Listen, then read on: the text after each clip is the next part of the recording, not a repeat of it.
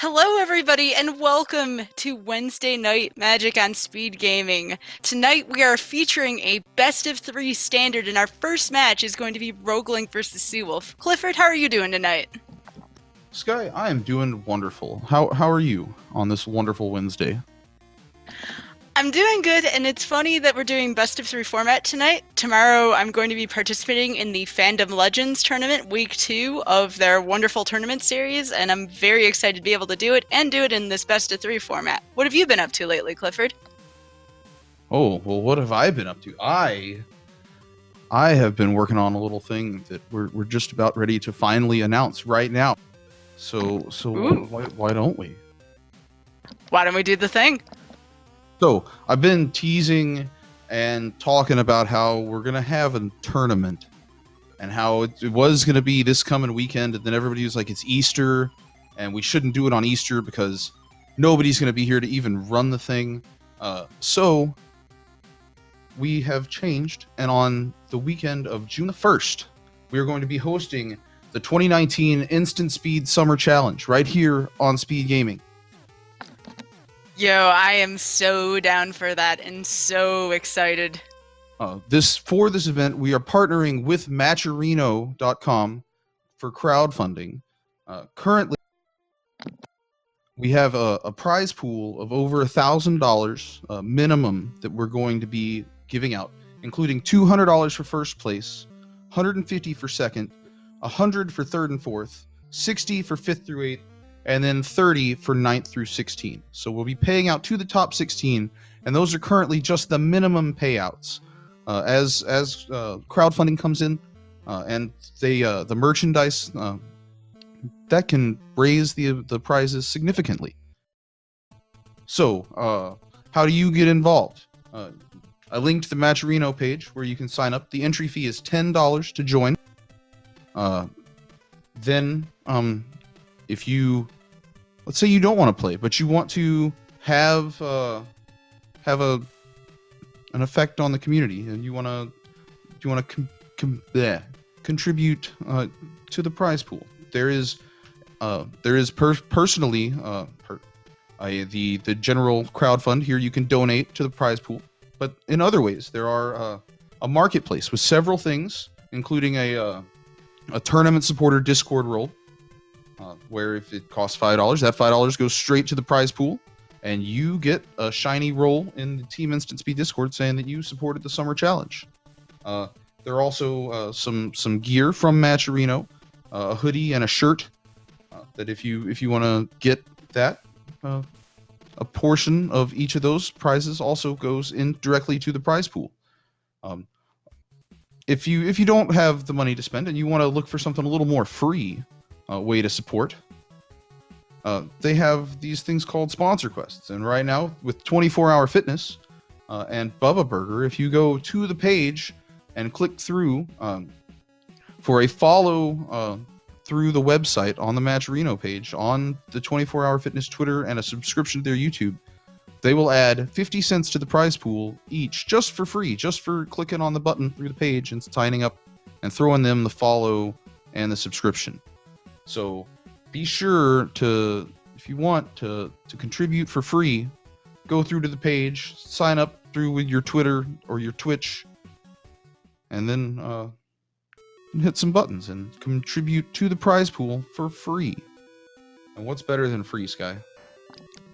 Nah, it's pretty much as good as it gets, Clifford. This is a great deal, and thanks again to Speed Gaming for putting this together. We're very excited about this, and with everybody's help, both, through contributing either towards the prize pool or just being here to support the channel, we can eventually get to future tournaments as well. This is only the beginning. We can take this as a community as far as we want to. And again, just shout outs to Speed Gaming for taking that first step. Everything looks great so far, Clifford. I'm very, very excited. This tournament will be the same as we're playing tonight. Best of 3, standard constructed.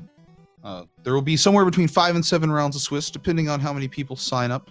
And then we'll have a cut to the top 8, like you'd see in your general, your average everyday Magic tournament. The only difference is it'll be on Arena instead of in paper.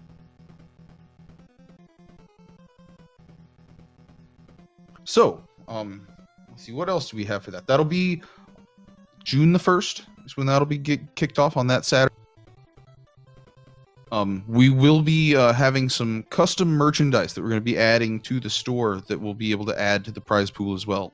So if you like the dragon, Eddie, as we've been calling him here lately, we'll probably have him on a shirt soon, and then you'll be able to get some cool swag and support the stuff at the same time. So keep eyes out for that. I'll be making more announcements in the Discord and on the Twitter. Follow the Instant Speed Twitter for more information leading up to that. There is one more point I want to emphasize here with this tournament. We are accepting people of all skill levels here.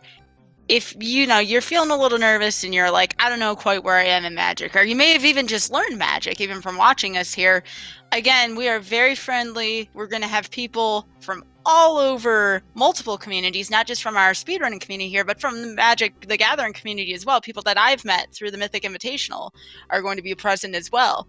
So come here, test your skills against other people here that you've met through Team Instant Speed on Speed Gaming, and also test your skills against some of the pros. I promise you, everybody is vulnerable to the same strengths and weaknesses in Magic. Anything can happen, and that's what makes the game so interesting. It really does. There's always that level of variance to it that is just so much.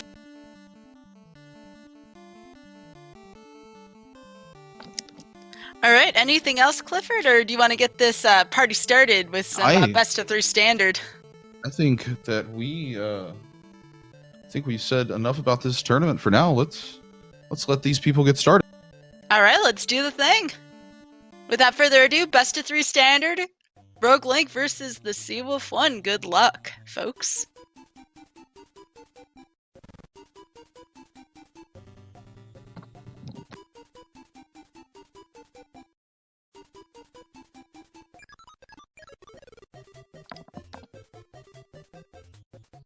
All right, so I am predicting. Oh, wait a second.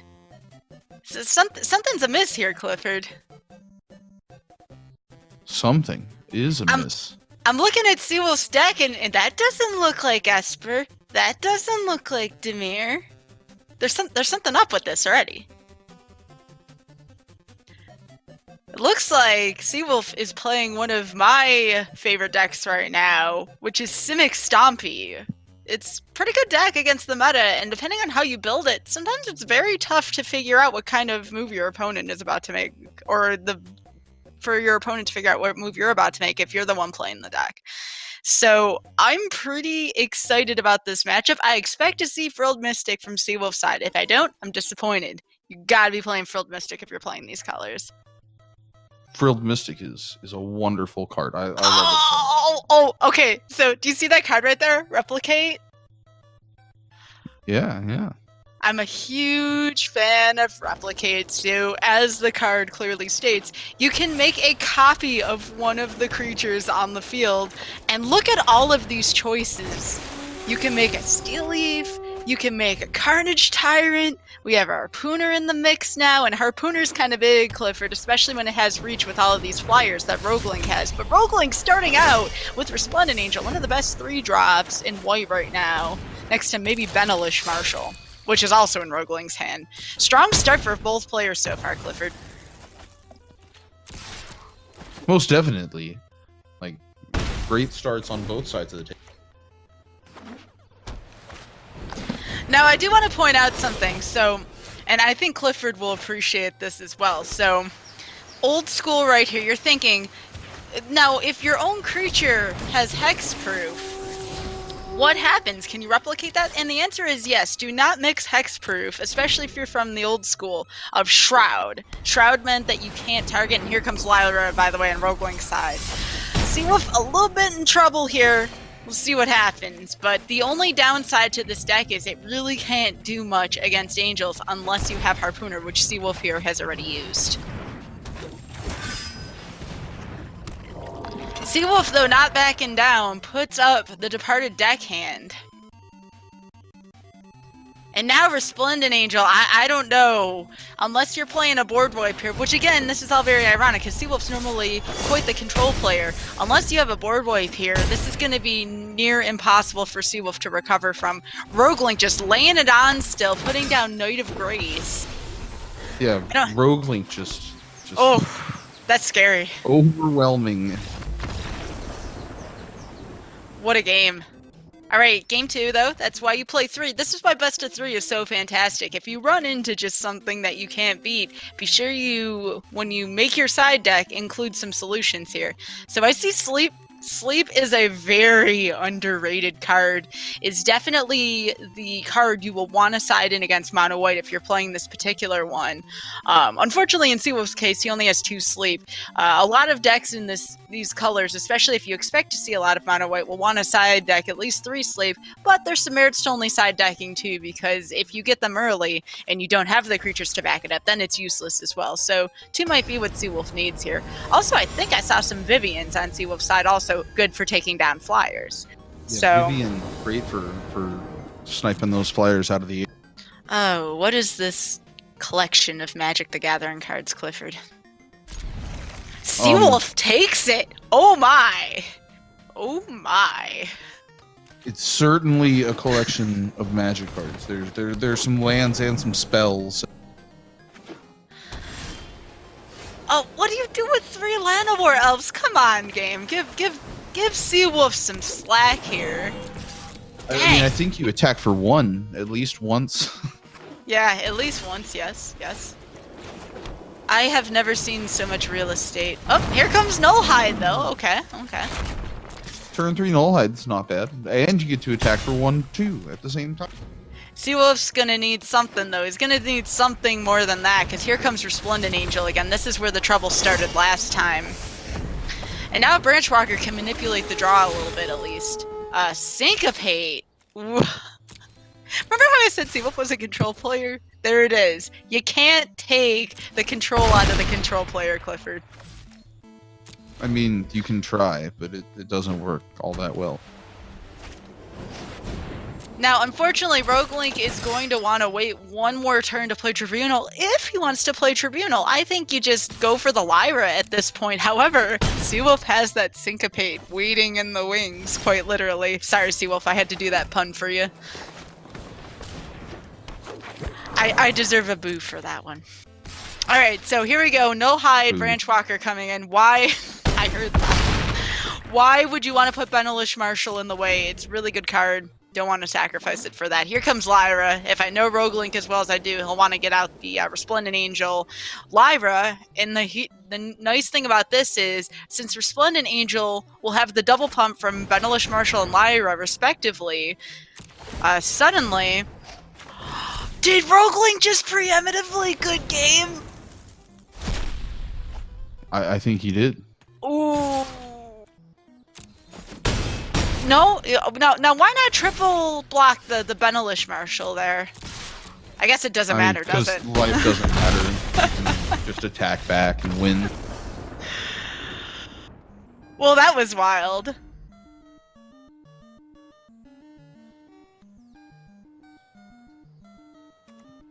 Alright, game 3 here. I think for game 3, Clifford, what do you do here? You're looking at Seawolf's sideboard here. What do you put in for game 3? I mean, it worked well for game 2. Might as well just hope you get 4 lands, a Nullhide, and 2 Llanowar Elves, right? You don't need anything. I think that's how that works, right? Right? Something like that, yeah.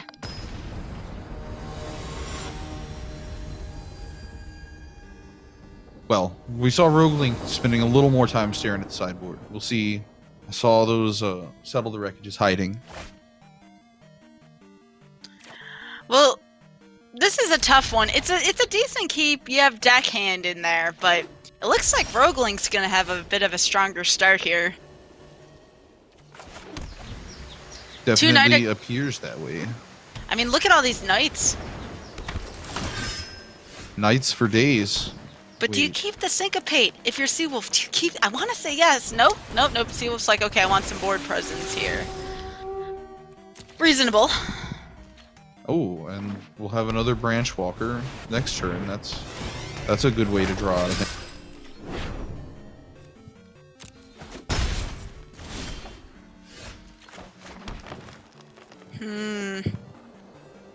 I think Seawolf's thinking about Rogaling's hand right now. But not fearing it. Going with the Branch Walker here over the holding the Syncopate. Ooh, that's another Syncopate. But Seawolf gets rid of it. Interesting. I mean, I guess you have two counters ready. You have Syncopate and you have Frilled Mystic, so that's beyond reasonable.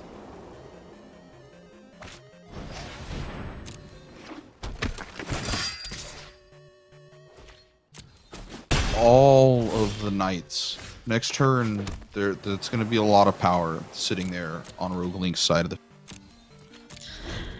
Yep, they're going to be 4-3s. Here's the upside, though. Branch Walker blocks for quite a bit. I would say Seawolf will take... Oh, here comes Frilled Mystic. All right, maybe not as much damage. The only problem is that Knight of Grace has First Strike, so can't kill it. Not unless you super stack block, and you don't want to do that. No, we will see the trades coming in with the other knights, though. Seawolf's still going to have enough for the Syncopate here, Clifford. Oh, yeah. The Syncopate for the binding. Staring down another 4 power. A binding and a Tribunal. That's harsh right now.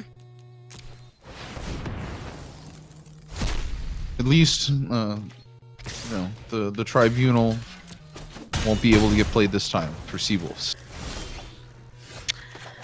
Seawolf just had way too much land this game. Again, not, you know, that was well out of his control, but dang. Yeah, definitely lots of land coming down on Seawolf's side. And I mean, lots of land on Rogaling's side, too. Just the land, not the lands you want to see on Seawolf when you need them. I feel like Seawolf is so close to stabilizing here, but it's just not going to be enough. Let's take this. Okay, there's the Frilled Mystic back. That buys him a turn. There's a chance. It's not a great chance, but it's a chance, Clifford. So the double unfortunate block here. Go ahead. I mean, the knights get to live, but Seawolf gets another turn to. Ooh. Come to me. Oh my gosh, that's a Carney T, but has to pick the Llanowar here because of the way in which the life situation is looking. Oh, there's a Resplendent Angel. Oh, goodness. So, yeah, Vivian's gonna have to shoot Resplendent Angel and die here if Seawolf wants to live.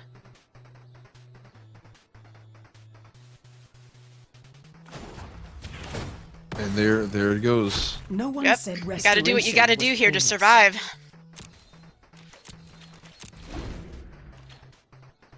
Oh no. Well, that. It doesn't wrap it up. But Seawolf better find a creature next turn. Alright, there's a creature. Match goes on still. And I don't know if Rogaling is necessarily going to attack here either. Oh, there's the Resplendent. I think you just sit on the Resplendent here. Yeah, with another Resplendent Angel like that. Can just sit and wait. You know, it'd be interesting right now, sleep. Oh, and the deck is just like, nah. Nah. So Seawolf going to make Rogaling sweat a little bit here. And then GG's. The concession, GG to Rogalink, taking it down over Seawolf. Oh, that's a fun Simic deck there. I enjoy looking at. It is. Now, unfortunately, with that kind of deck, you can't afford to, I mean, in any deck, you can't afford to draw lands. But especially in that deck, you can't afford to draw excessive lands. One way in which to counter this, and I've been working with the deck construction all week for this because of Phantom Legends, I actually put a One of Karn in the main board to try to offset some drawing. Another one that I've been thinking about is Let me see. It was one of the merfolk. The dual-colored one.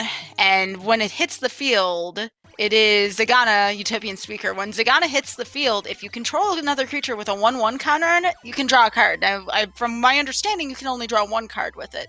But the cool thing is the card not only replaces itself, but it has an adapt 4 for 6, where it says each creature you control with a 1/1 has trample, and Zagana turns into an 8/8 as a result. So Zagana and Karn would both be very spicy choices for this deck.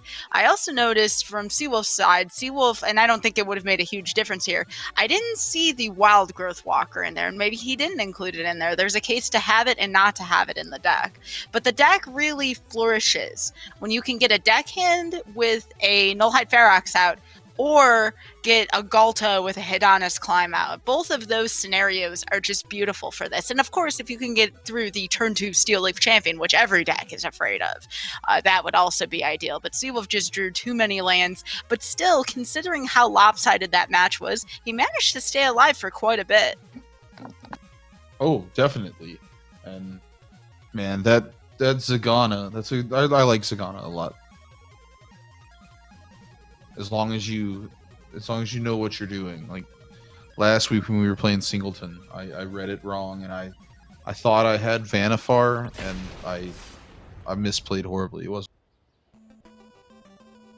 All right. Well, it looks like we're getting into our next game, Rogue versus Kaizen. Also, too, you like that Rakdos on Roguelink's side for his avatar? That looked really cool.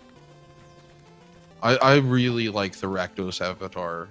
I like a lot of the new avatars, but the Rakdos one is one of my favorite. Now let's see what we have here. Ooh, you can't help but wonder if Nicol Bolas is in Kaizen's deck. We have what looks like to be Grixis versus Rakdos here. Roguelink also taking a different deck. I don't see a lot of people who play like 2 different best of 3 standard decks, so this is pretty spicy that Roguelink has selected a different deck. I like it. I like it a lot. And I know Roguelink is just waiting for the new set because this Rakdos deck is going to go full aristocrats in a week and a half. He cannot wait. I admit we're in a part of the format right now, and I've heard a lot of pros talk about this. We're in a part of the format that's really, really, really stale, and I am looking forward to so many of these new cards shaking things up. I mean, if you see the new Gideon, for example, for Roguelink's deck, we might be seeing some sort of tribal hybrid between Angels and Knights entirely possible, and with cards like Gideon coming out, it's really going to back that up. Also the card that makes all the Knights come out, so early on here, on Roguelink's side, we have some Fireblade Artist, Footlike Fiend, a lot of I'm gonna just chip await your life very quickly. And Kaizen actually has a pretty defensive hand here. We have a Shock, we have a Spell Pierce, we have a Dive Down. All really good choices. It almost looks like with the way the deck's starting, if there wasn't multiple colors on the field, mind you, that it almost looks like the style of Mono Blue, but we know this isn't true from looking at Kaizen's current hand. Also, do you notice, Clifford, Kaizen is keeping the Dragon Skull Summit concealed. What an interesting strategy. I mean, now he has to play it in terms of land, but I really like that tactic because the more you keep the colors and cards you can play a mystery from your opponent, the better. Information is everything here. In Magic, in Randomizer, in any of it, information is huge. So you want to make sure that any information you give to your opponent, you have to, or you.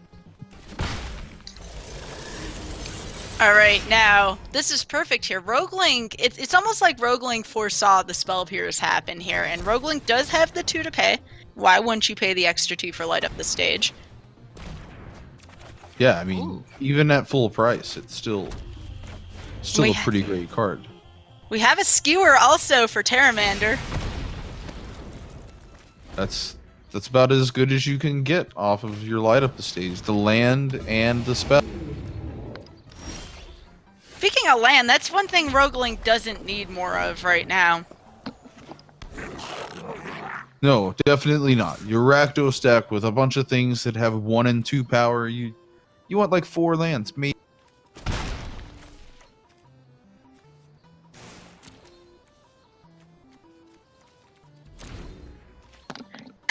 accounting for Terramander, this might be a legit tactic here to get Terramander to just adapt at this point. Use all of those, instants and sorceries. Why not?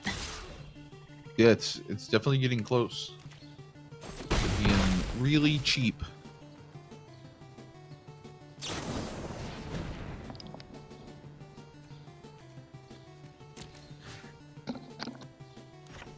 Roguelink just gonna sacrifice the Prospector for some mana. Doesn't do a whole lot, but does fizzle the shock. Another Terramander, Clifford. Terramander's pretty good, I hear. He attacks for a lot. You can buff him. That adapt. See, 3 mana adapt. What is that? That's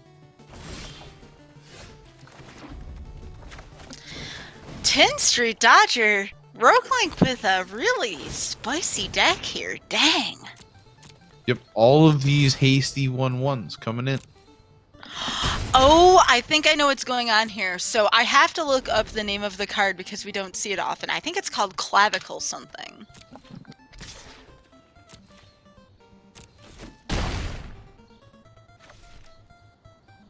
That Terramander crashing in. And then the second one coming up.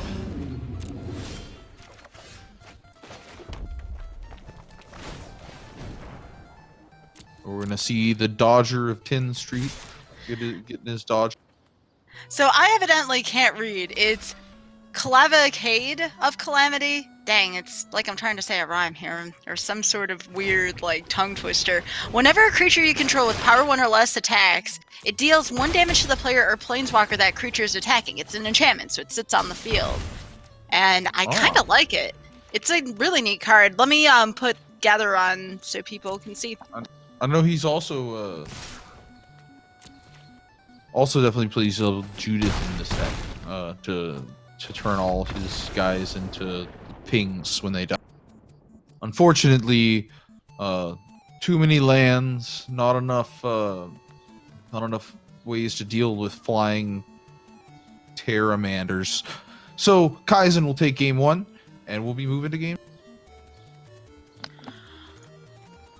The only thing is, and I've noticed this theme tonight, I feel like just drawing excessive lands have decided more matches than anything, honestly. Sometimes that's how Magic goes. Now we can see Roguelink's deck, and you are absolutely right here, Clifford. Judith is in this deck. Judith, of course, gives everyone +1/+0, a little bit of boost for the attack, and when they die, ping something.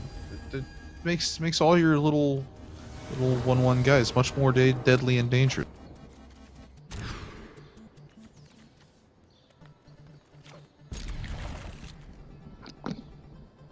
This is kind of a tough matchup for Roguelink, honestly, with all of the flyers that Kaizen has. I mean, we see a Cackling Drake now. We didn't even see that last time, so we have yet to see Kaizen's strongest creatures.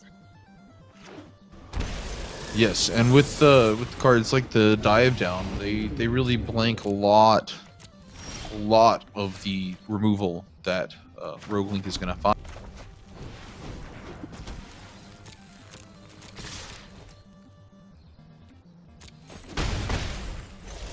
Alright, here comes the light up the stage again, and no Spell Pierce here because Kaizen's tapped out. No, will not be able to counter it this. I think that Fireblade Artist and maybe, actually no. It is possible that if Kaizen leaves up mana, and why not at this point, you can go opt Spell Pierce.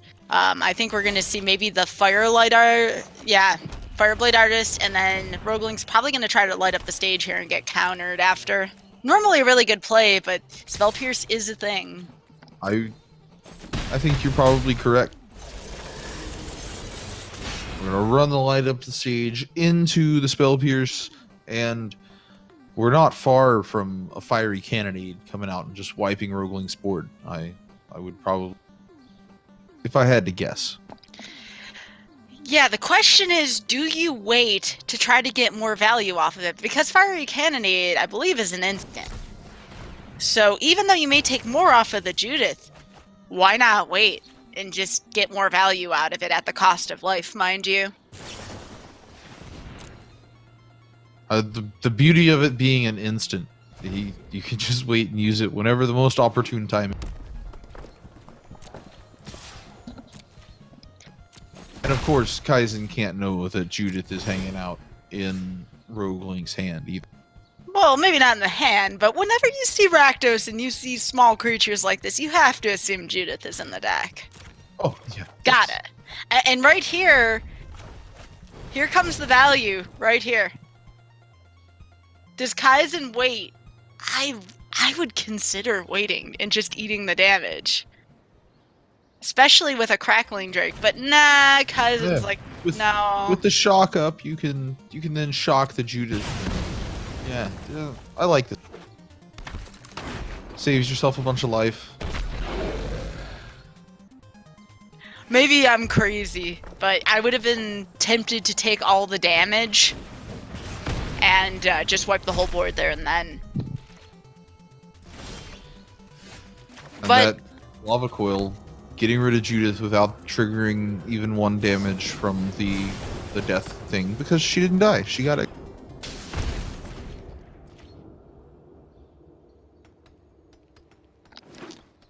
Alright, here comes the Crackling Drake, excuse me. What a great card. It replaces itself, draws a card. I think Kaizen has this match won, especially with Beacon Bolt and Shock in hand. Yeah, with both of those pieces of removal, we'll be able to attack any of the creatures, burn them down. Here comes the Bacon Bolt right now. I see what you did there, Clifford. Just turned that poor guy just straight into bacon. And now just all the lands for Rogue Link.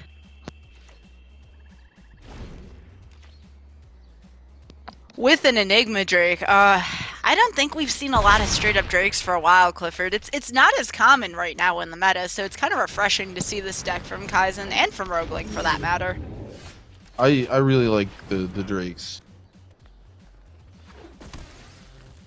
So good to see Rogue Link just gonna throw the Firebrand at Kaizen's face, and then we'll get to see a couple of quick attacks in, and that will be the game and the match for Kaizen.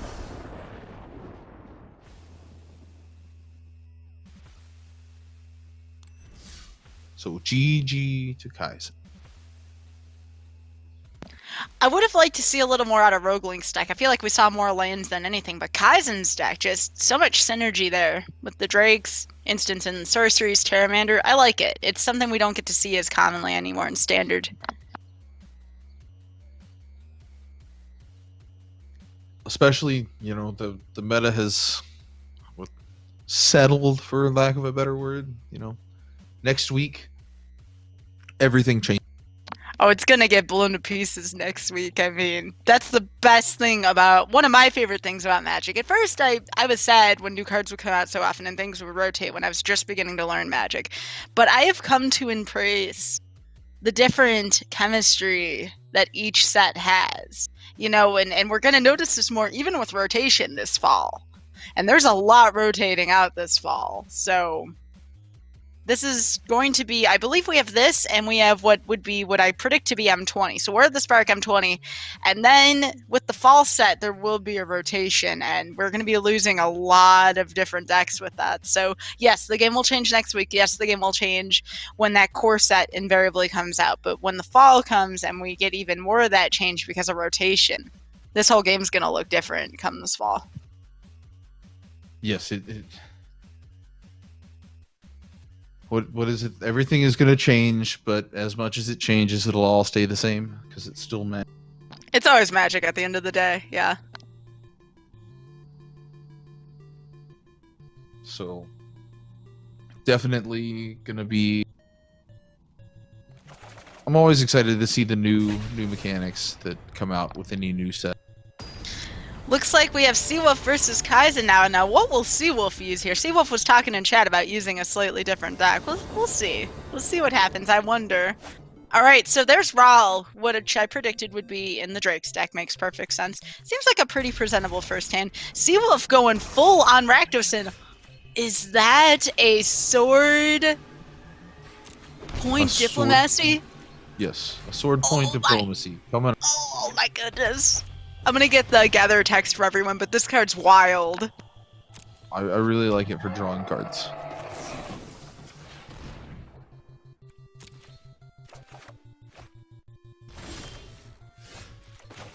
And that's a fun little hatchling there. You want to kill it with damage. It's gonna, you know, get a bigger dude to come.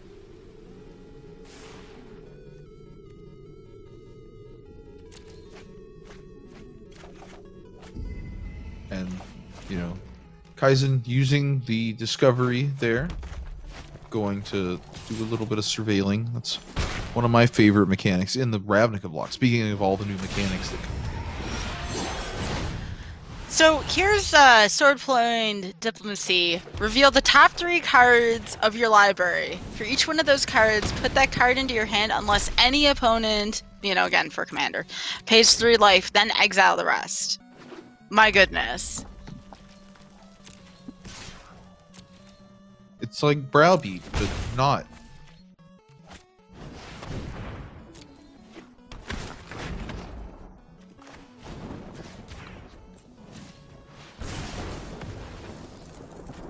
Ooh, that's shock though.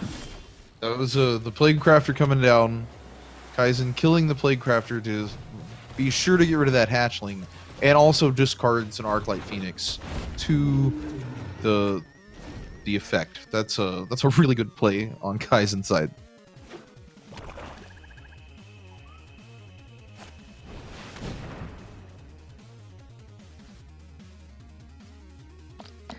Unfortunate land pocket here for Seawolf.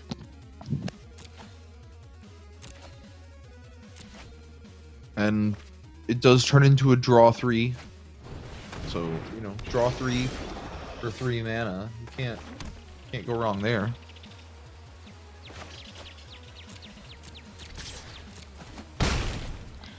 So the other strategy is revealed here in Kaizen's deck. It's not only a Drake deck, we have Arclight Phoenix here. Phoenixes and Drakes play well together. They're good friends, I've heard. I do hear that, and also putting the Phoenix into the graveyard, great with Ral here, because now it's only going to take a few cards. Not only are we going to potentially get the discard eventually on the Arclight Phoenix for Radical Idea, we might be able to see 2 Phoenixes here coming up, which would be big trouble for Seawolf, but there's also Demanding Dragon, so we'll see how that... So Kaizen could have had 3 Arclight Phoenixes on the board this turn before Seawolf destroyed the land. With the land destruction in play, that kind of disrupted Kaizen having the magic number of 5 mana. So instead he's just going to attack with a big crackling Drake and take Seawolf down to 3.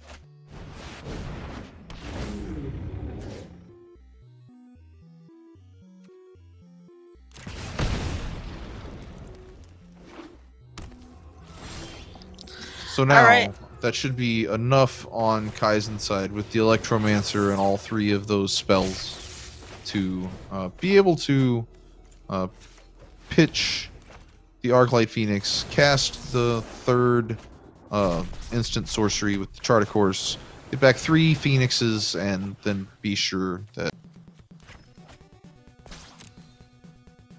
here they come. Army of Arclight Phoenixes. So good.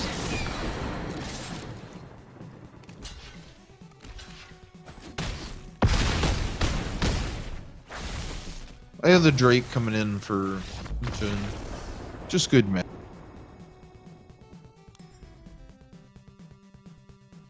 And with that, Kaizen shows the strength of the Drake's deck, and the Phoenix deck, getting Phoenixes all back for 3 mana, just about. It's ridiculous how powerful it is. I like Niv Mizzet in the sideboard. I like Niv Mizzet anytime you can play Niv Mizzet. He might be my favorite card in the current format.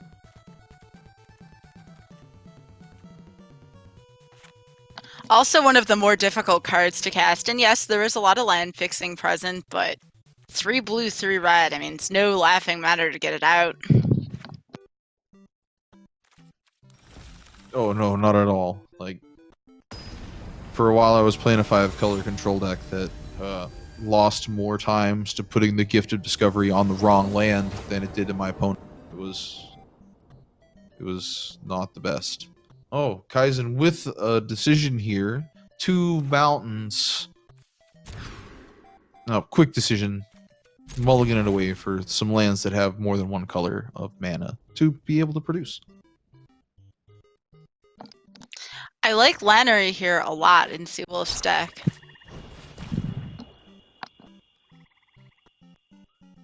And that Duress gonna do a little bit of work right off the bat. That is a pretty expensive opt.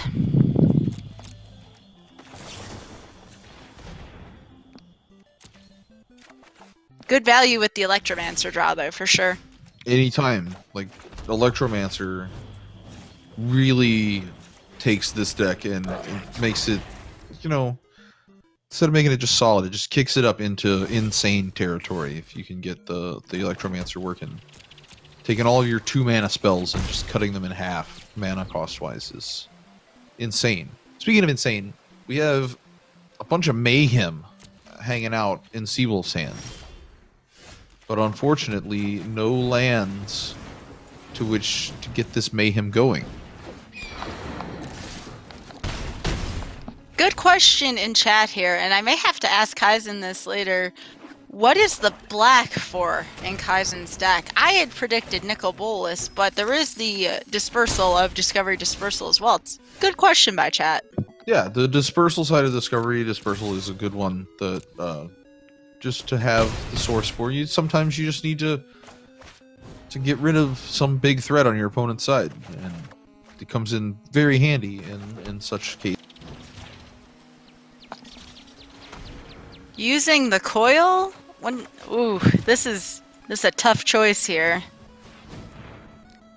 But Kaizen is also close to game, so respectable for sure.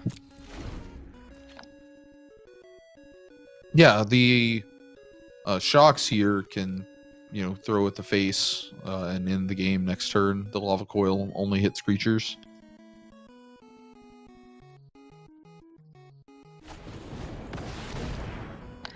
I like this play with the Electro Dominance from Seawolf. Oh, and Kaizen is just going to fizzle it with the shock. Ooh, good draw here. Normally you don't want to see a Phoenix off the top. You want it in your graveyard so you can recur it, but really great in this type of scenario. Yep, that'll take Seawolf to 3. And now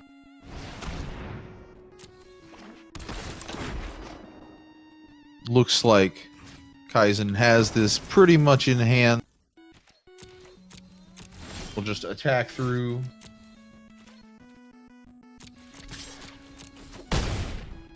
And that will be it. GG's again to Kaizen.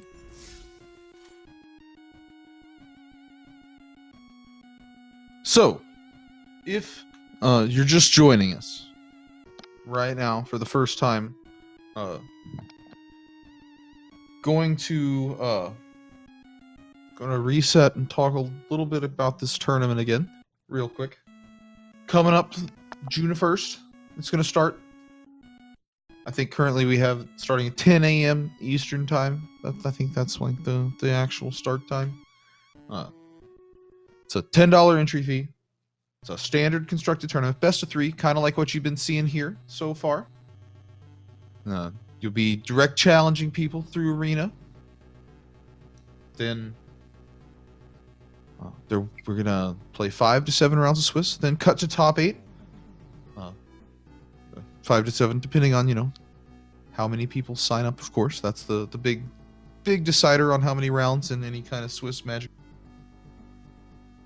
There will be $1,000 minimum prize pool, plus anything we get in the crowdfunding also. Right now, the current prizes as they stand: for first place, $200, second place, $150, third and fourth walk away with $100, fifth to eighth walk away with $60, and ninth through 16th gets $30. So all you have to do is top 16, and you triple your entry. Can't go wrong there. Will be.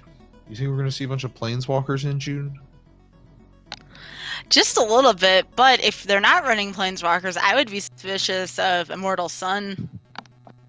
Immortal Sun is going to be one of the best cards in Standard once the new set comes out and we get rotated. That's going to be the new no fun card.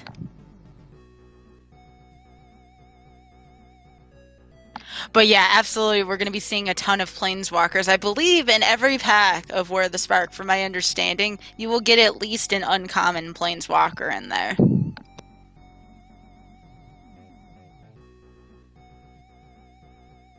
Yeah, it's supposed to be at least one planeswalker in every pack, kind of like they had the historic stuff.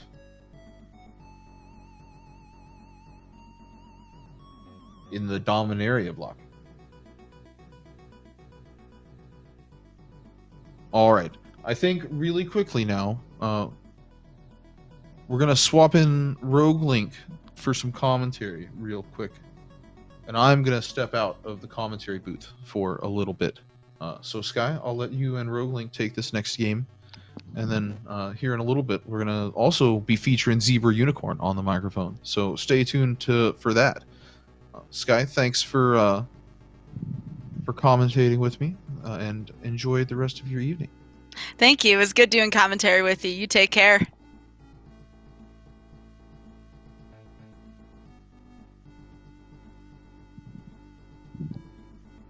All right, so coming up next, it looks like we have some Mono Blue coming up from Seawolf, or actually no, against Seawolf. Who do we have here? Hello, Okay, hello. Here's Rogue Link. Hey. How's it going? Enjoying the Magic so far tonight? Yeah, I'd say so. Izzet Drakes have been dominating tonight, in my opinion. Just Kaizen's Izzet Drakes are just so powerful. Yeah, that Drake build is really good. Like my deck isn't that particular deck isn't the best against Drakes, but I got blown out. Yeah, but your Angels also did some work in that earlier match as well. That's true. It's usually pretty risky if I don't get any 2-drops in there and I just start on turn 3. But it's hard to deny a curve with that much gas in it. Yeah, absolutely. And once you hit Lyra's one that if she gets out of control, there's no recovering from it. It's just too much life gain at that point. Right, especially when you've got some minor life gain synergy with a couple other Angels in the deck. Bit of a split between Angels and Knights, but the Angels tend to be the real game closers. So speaking of Angel and Knights, how do you feel about the new Gideon that was spoiled today? Oh man, it's gonna be good. I think it's weird because I don't want to go super deep into improving my current mid-range, my white mid-range deck, only because like 90% of it is rotating out in the fall. You still got time. It's true. I still have some time, but Gideon is getting right in there. That's for sure. And if you still want to stick with the Angels, you're not losing every good Angel. There is still Seraph of the Scales, which I feel like is a very powerful card from Ravnica Allegiance that really hasn't seen its full time in the, in my opinion. It's true. There are some really good Angels in the newer sets. Divine Visitation is also still going to be in standard upon rotation, and who knows if I can get some jank going with that deck. All right, we're off to the races here. Looks like Kaizen is very and Seawolf is using well, I want to call it Esper, but it doesn't look like a full Esper from his hand. A take on Esper, if you will. Yeah, no white yet, but it looks Not like yet. Kaizen's gonna be just going full aggro with the mono blue. Looking like Dimir then, just based on the next few draws. Yeah, I don't think there's going to be any white here. Just straight up Dimir control. Yeah, I'm not sure if this is the same deck from last week that was basically mono use your things.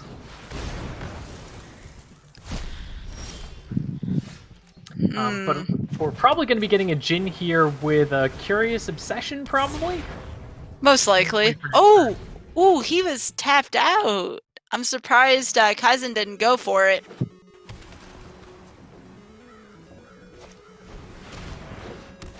Oh, and that I'd probably take the Essence Capture here. I'm pretty sure that's a valid target. Nope, going for the Obsession instead. Oh, why not, you know? That's I true. believe Seawolf has Siren's Cruise in his hand. What's Siren's Ruse do again? Oh, We're here we about to go. see. Here we go. Ah, okay. That'll do it.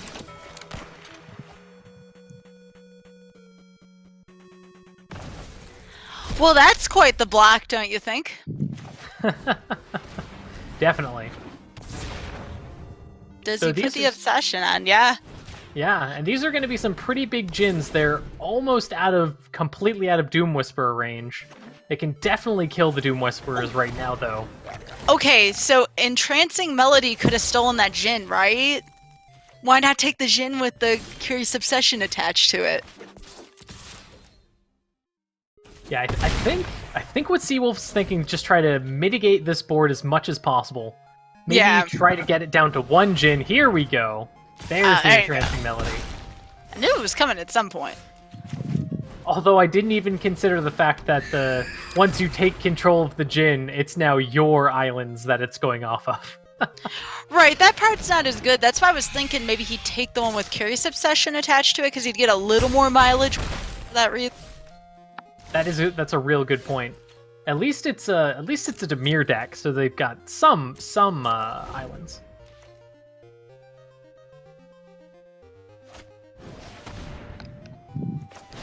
Dang, there goes Thought Erasure. Just the card nobody ever wants to see. Yeah, turn 2 Thought Erasure is a great way to just ruin your day.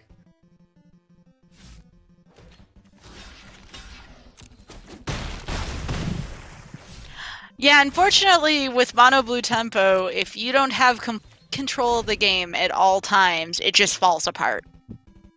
The game looks pretty good for the first 3 turns for you, and if you don't have a way to keep them at bay, it all comes crashing down. That's the risk to playing Mono Blue. Oh, definitely. Once you start losing your unblockable creatures, it's an uphill battle from there.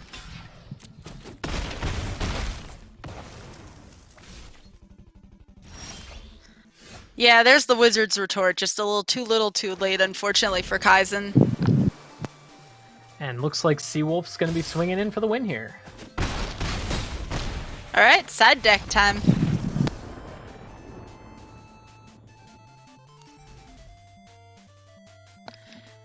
Alright, maybe Entrancing Melody here? Of course, Negate. Yep, I'd that say makes sense. you go with the Melody here, I think. Taking their, I don't know, Thief of Sanity seems like a good idea. Yeah, taking a Thief of Sanity for 4, that seems like a pretty good bet. Just chaining back and forth Entrancing Melody, though, that's an interesting game. Okay, looks like you definitely called it. Entrancing Melody's coming in. But let's see what Kaizen takes out, though. Maybe the Trickster. I don't feel like they're as effective in this matchup. Mm-hmm. Not unless you gain complete control of the match, but even then, it's... Alright, so less dive downs, less Curious Obsessions. Got rid of a Mist Cloak. I wonder why less Curious Obsession.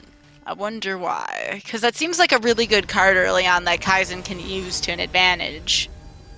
Yeah, I'm curious to see what Kaizen was thinking with that sideboard. I know personally when piloting this deck, I usually focus on the unblockable creatures and the Curious Obsession.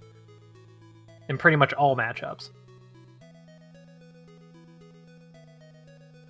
Kaizen not sure if they want to go with the Terramander or not. Looks like they're on board the Terramander plan.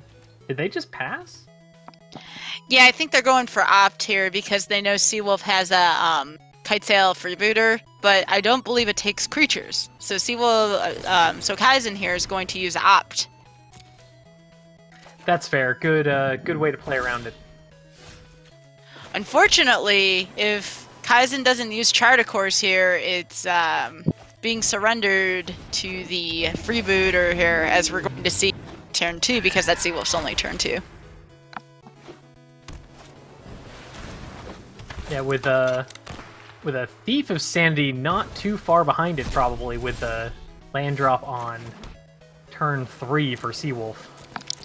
Yeah, and too many lands here, unfortunately, is very much death sentence for blue decks. You need to be drawing cards consistently. That's why I was very much intrigued by the Curious Obsession. Yeah, Curious Obsession is a great way to just power through your deck with an aggro matchup, or with your aggro deck. Nice call on Kaizen here for holding back Terramander, because you don't want to get 3 for 1 here. It's going to be bad enough if it's a 2 for 1 in this situation.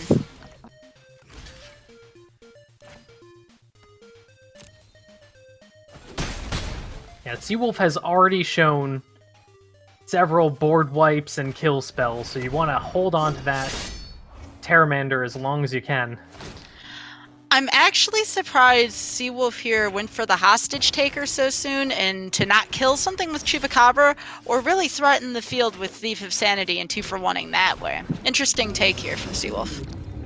I think what Seawolf was going for was to get rid of that Siren Storm Tamer as quickly as possible, because that was going to be a problem either way. Though I could definitely see the Thief of Sanity play that you were talking about.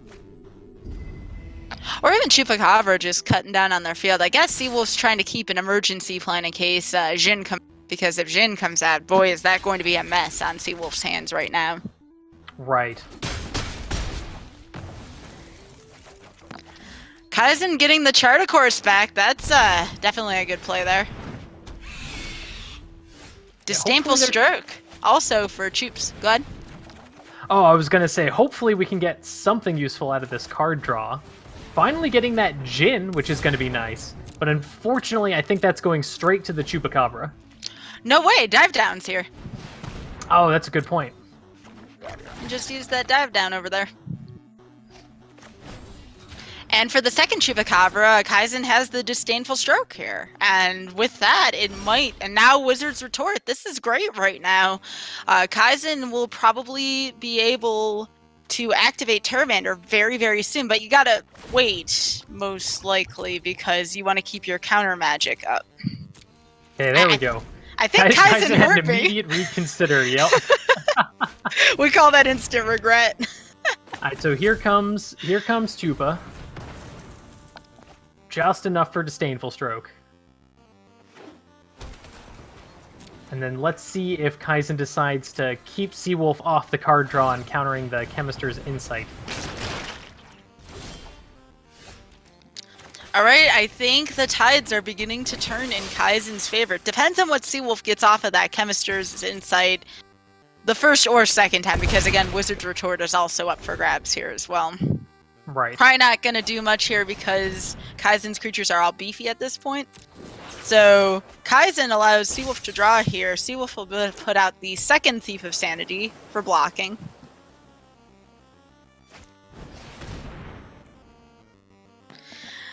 This is tough. Yeah, I think you do let it go there, because if Doom Whisperer gets loose, then things get really, really, really bad. So good read there by Kaizen. Right. Has Kaizen actually seen the Doom Whisperer yet? Maybe not, but a lot of these decks do run Doom Whisperer. That's fair. It's a pretty strong demon.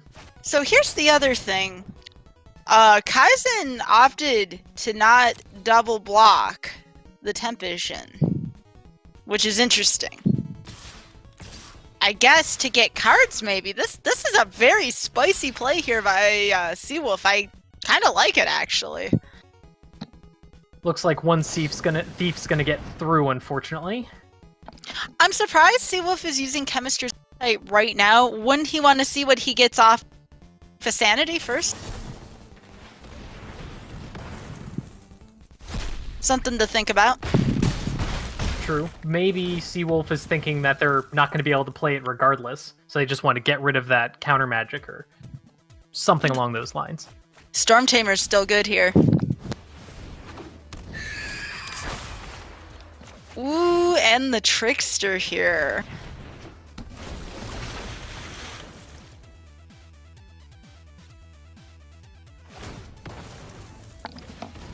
That's gonna do it here.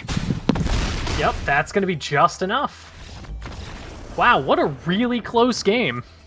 It's very close. So going for game 3, I still say running 4 Curious Obsessions in this matchup is really good. Maybe it's something I'm not saying.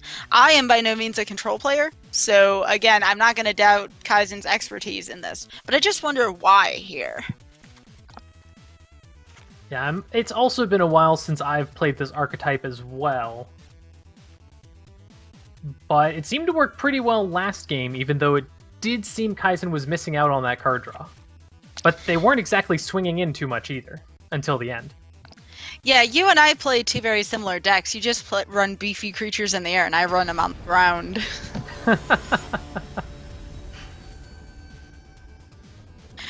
Alright, round 3. I'm excited for really great matchup so far. I'm looking forward to it. Wow, what a hand. Ooh, that's pretty spicy. Oh my gosh, Unmoored Ego on Seawolf's end. Ooh, this is gonna be some interesting back and forth. I'm curious to see what are Kite Sail's targets? Spell Pierce, Opt, and Wizard's Retort. Like everything, pretty much in Kaizen's hand, other than the land, the Terramander, and the Trickster. But still, that's quite a big chunk. I wonder what you take here if you're Seawolf. Maybe Wizard's Retort? Yeah, absolutely. Yeah, the hard counter definitely seems to be pretty good. But with only 2 land, Seawolf is going to be in Spell Pierce range for a while. Yeah, Kaizen smart, keeps it up, because if you don't use the Spell Pierce, guess what? You still have Opt at the end of the turn. Right.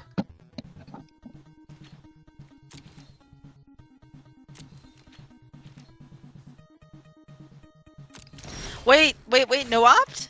No Opt? Maybe he was afraid of an instant. Interesting. Very interesting. Here comes Opt. Here we go. Maybe just wanted to keep that Spell Pierce up regardless, but it seemed pretty safe for the Opt. With the moment, this is tough because Moment of Craving. Well, Kaizen doesn't know this, but Moment of Craving is in Seawolf's hand right now, and that is a 2-for-1 if Kaizen doesn't counter it. So Kaizen's saying, "I don't want to get 2-for-1," and tries to go for a land, gets a Wizard's Retort. Still not terrible right now. A land would be ideal here. Moment of Craving, that's rough. Do you Spell Pierce here, knowing that both players are stuck on 2 lands? Well, technically, Kaizen doesn't know Seawolf is stuck on 2 lands, but I don't think either of them have played a land for the last couple of turns, now that you mention it. That's what I was getting at. Yeah, after that, it's kind of, public knowledge at that point. Still on 2 lands, but Kaizen can play almost their entire hand. Seawolf only has Moment of Craving. What is this game right now?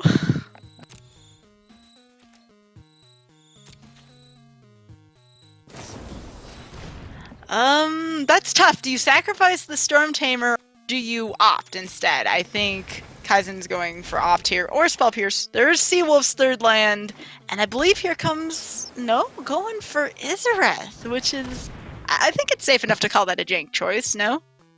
Yeah, Izareth's a pretty jank card. It's definitely interesting. I haven't managed to do anything clever with it. But it has a lot of words on it. Let's put it that way. It's a card with a lot of words on it. Critical observation there. As Kaizen proceeds to read all of these words. Yeah, checking to see if there's any creatures in Seawolf's graveyard. There aren't currently right now. Nothing wrong with a little bit of leisurely reading.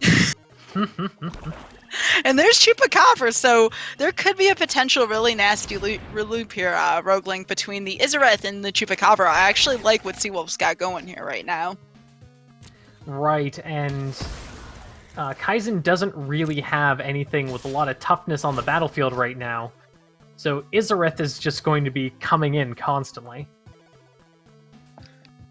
Do you 2-for-1 yourself here to get rid of Izareth? It's tough. It's tough. Yeah, until that Chupacabra hits the graveyard, I don't think it's worth 2-for-1ing, at least here. The only problem there is that happens. That is... Ooh, okay, never mind. My thought process here got interrupted by Deep Freeze. That actually puts Kaizen in a much better spot now. That was a very fortunate draw. So now here's the question. Does Seawolf use Plague Crafter on the Chupacabra just to get into the graveyard for later use, or on Izareth here? Oh no, goes for the Enchanting Melody on Terramander. I wish I could take a look at the graveyard to see how close Seawolf would be to activating Terramander's ability. Now a Hostage Taker. Yep, it looks like the oops, all your stuff is mine part of the deck is starting to come into full effect. I think Seawolf has 3, maybe 4 instants and sorceries in their graveyard. Because I know it's the Medley and 2 Thirsts at the very least. Spell Piercing, making sure that Deep Freeze stays on the Izareth. I wonder why Kaizen wanted to keep the Wizard's Retort. Probably because it's the better counter in general.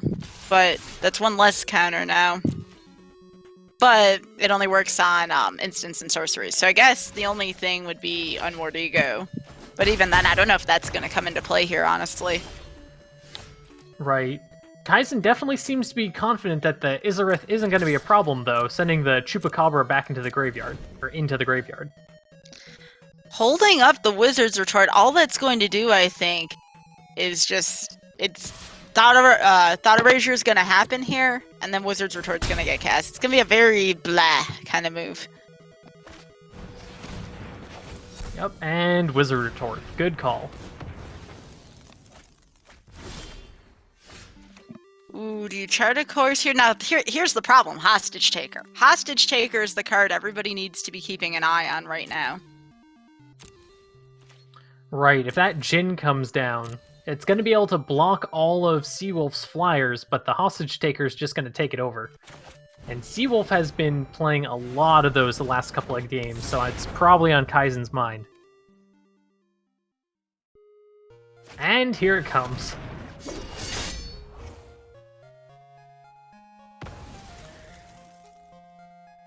So it was either that or discard it to chart a course, so I can't exactly blame Kaizen for taking the line. Now, you were talking about this before, Roguelink. That Tempest Djinn doesn't really do much for Seawolf right now, other than take it out of Kaizen's hands. Right, I believe it's a 2/4 right now. No, 1/4.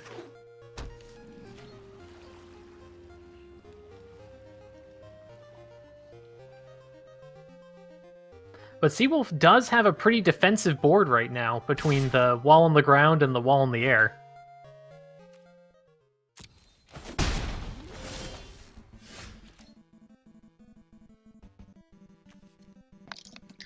Definitely want to consider using Charter Course here. Yeah, I'm pretty sure Raid is just attacks, so won't have to discard the dive down here. Yeah, it was only a matter of time until that land pocket was hit too, because Kaizen was in last match so far. Yeah, Kaizen will probably be getting some land here soon as well. Ooh, Plague Crafter forcing you to sacrifice, so Dive Down's not going to do anything here. Unmore, do you go for Jin? Yeah. Sounds about right.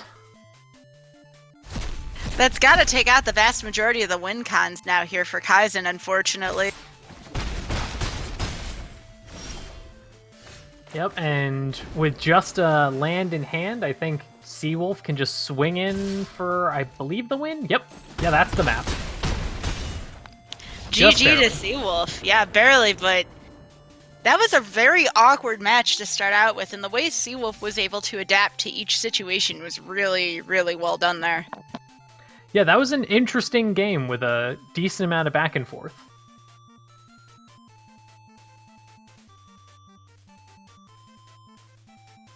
Can't wait to see who's next.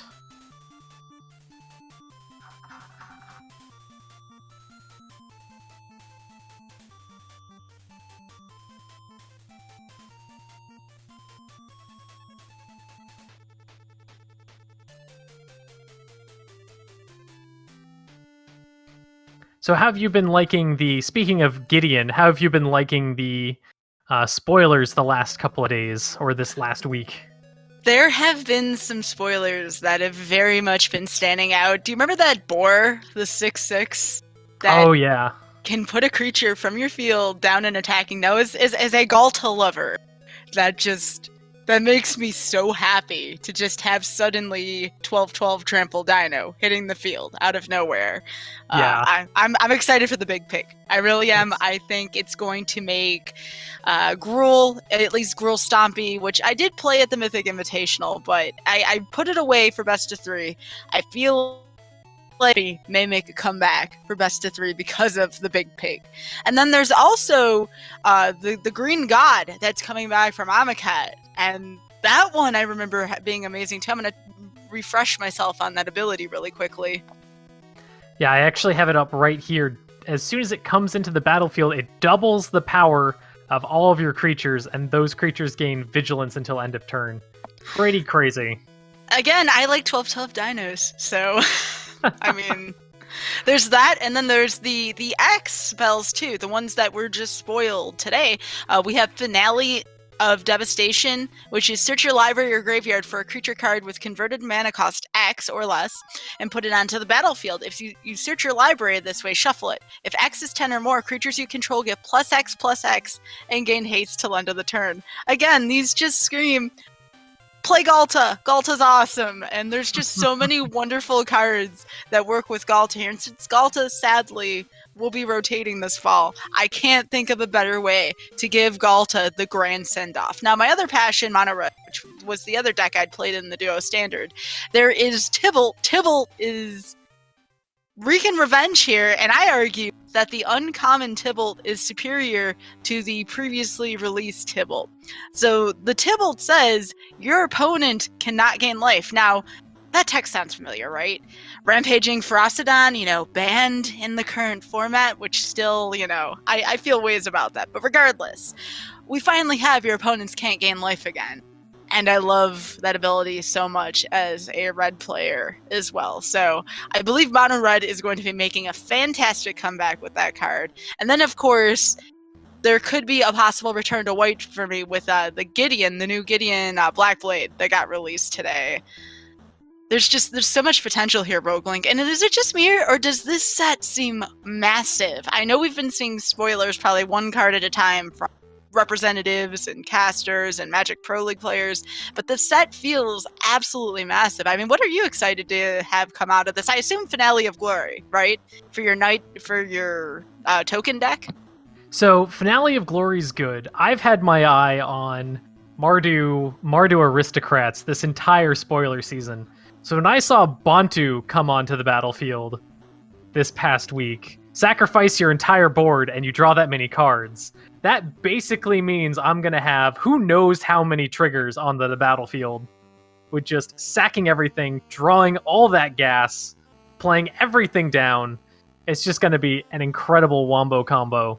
And bonus points if I get to play the real long game with Finality of Eternity, just get all of those creatures right back onto the battlefield if X is 10 or higher. I mean, Black White Afterlife? I mean, that's Yep. pretty good.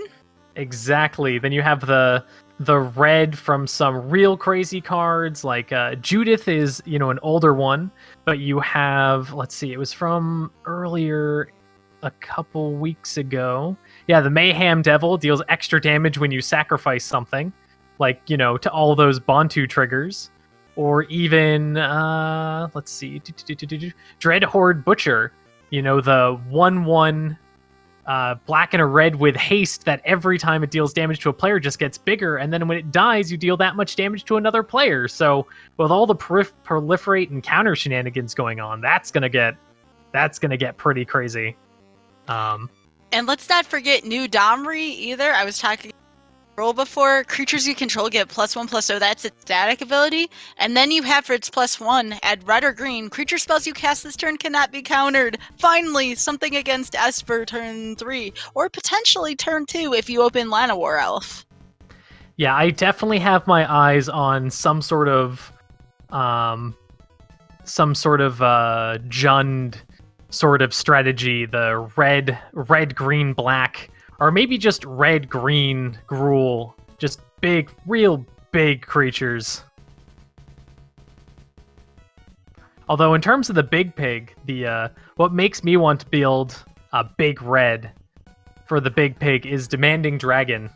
Just sending Demanding Dragon out every time with the big pig. It's not as massive as Ghalta, but boy, is your opponent going to feel that 5 damage or sacrificing a creature every single combat. I love that combo. And even just having Demanding Dragon in the deck as well, it's bigger than the 4/3 Phoenix. That's been a thorn up everybody's behind for a long time. Right, exactly.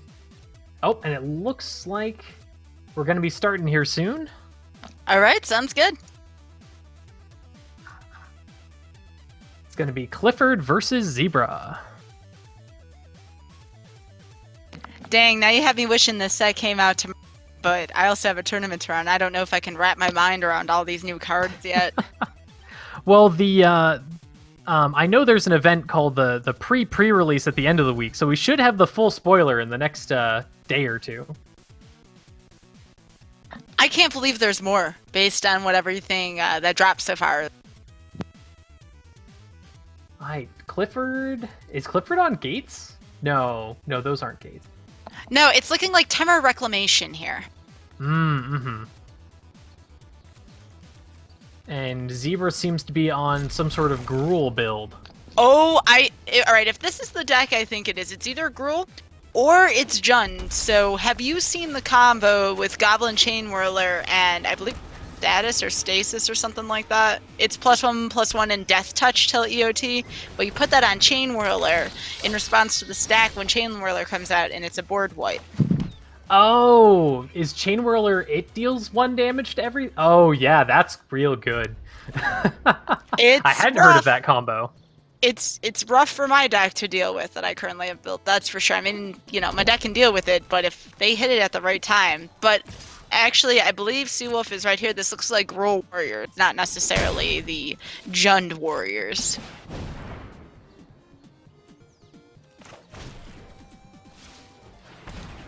Yeah, if I remember correctly, Gruul Warriors having some representation in the Mythic Invitational, correct? Yep, I had to take one of them down round 1. Not fun, but the job can be done.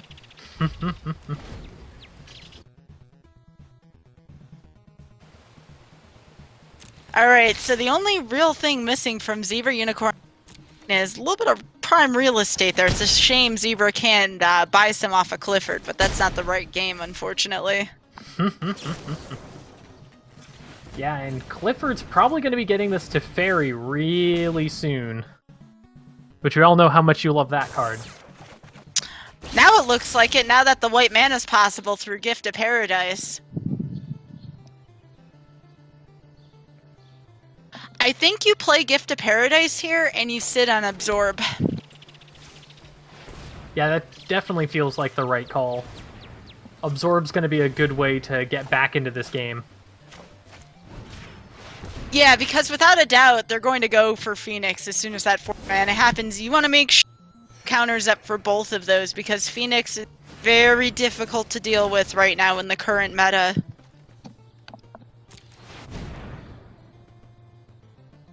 Clifford going with the Clarion instead, saying, I bet you're not going to draw a land.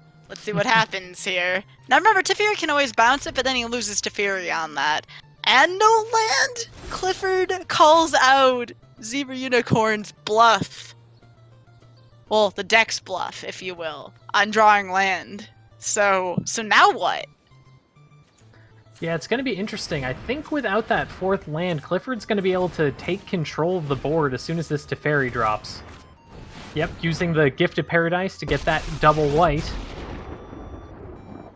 I'm known for my excellent timing.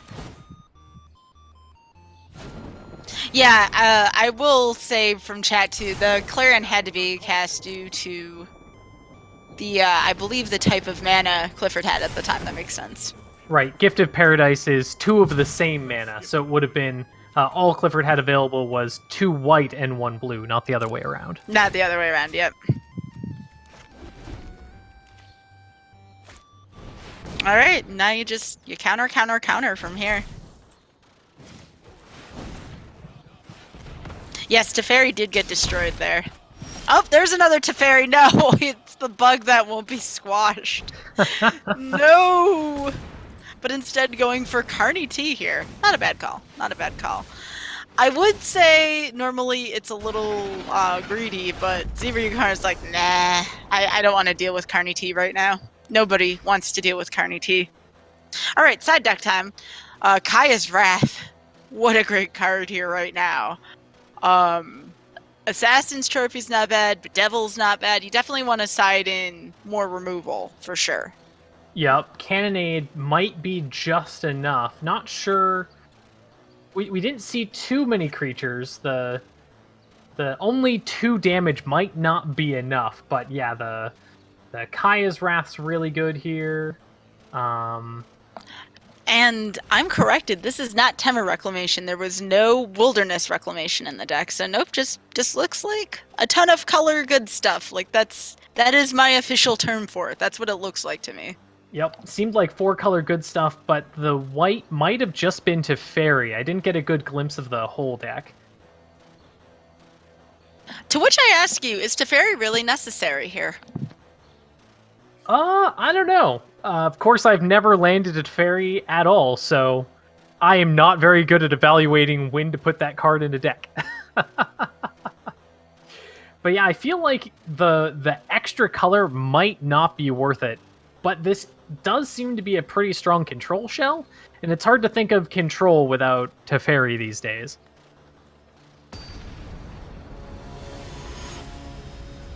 I really like Clifford's deck here. I am very much in here. I like it a lot.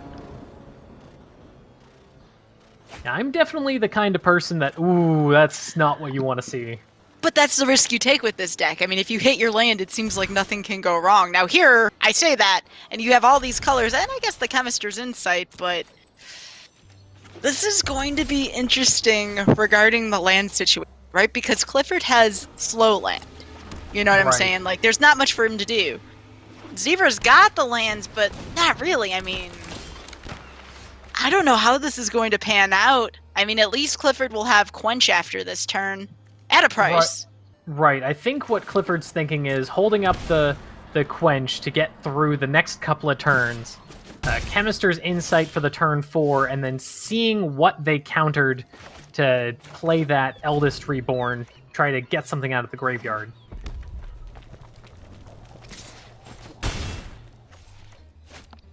But I'm guessing the Eldest Reborn is going to grab whatever gets countered in the next couple of turns, which, speaking of which, Gruul Spellbreaker going right into the Quench. I would say Frilled Mystic right now.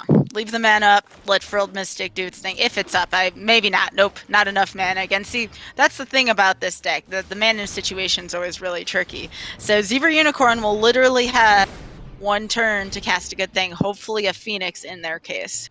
Well, they have the land. There's the land. There's Stomping Ground. Now the Phoenix can come out. Things just got a little more more tricky for Clifford because Clifford has no good way of handling this Phoenix. Yeah, once something lands, I'm not sure what Clifford's options are for dealing with opposing creatures. When Eldritch Reborn comes down, it's probably going to be the Daredevil instead of the Phoenix, or maybe just the Phoenix, and it comes back the next turn in terms of what Zebra sacrifices. I like the idea of maybe taking a hit here, but having the option to Frilled Mystic. It's a tough choice, but I like it right now. Let's see, Frilled Mystic counter another Phoenix, perhaps? Chain Whirler, that makes sense.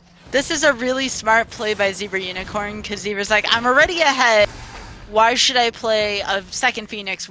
For all purpose be a win more card at this point. So I understand exactly where that move is coming from. That's a great read on Zebra Unicorn's part.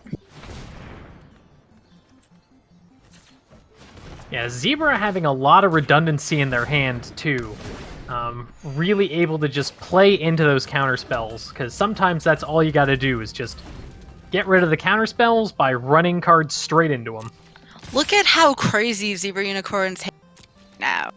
It just, it's so good. Yeah, Zebra is going to have back-to-back strong plays of the same cards. And if Clifford doesn't get some card draw soon... Okay, Chain and Chemister's Insights, that's going to help a little bit. Carnage Tyrant going to be coming down. That Clarion, if only it exiled something. Can they go Clarion into Eldritch Reborn? Enough mana, I want to say yes. I'm not sure. I think they're one short.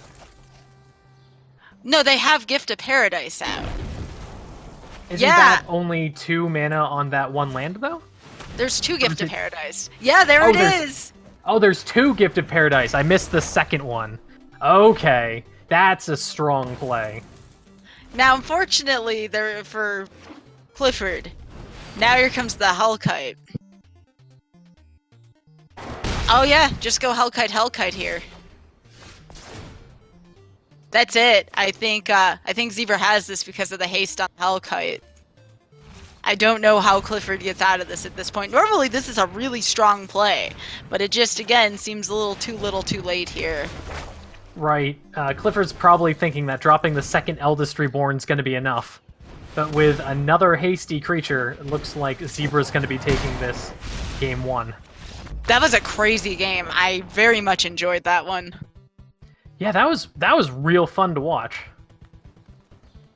No one suspects the second Hellkite. Exactly. You can't help but wonder, do you try, with going first, do you try to side in a third Niv visit? Niv seems good. Niv does seem pretty good here. And getting a better look, it looks like the white is for Teferi, Absorb, and Mortify.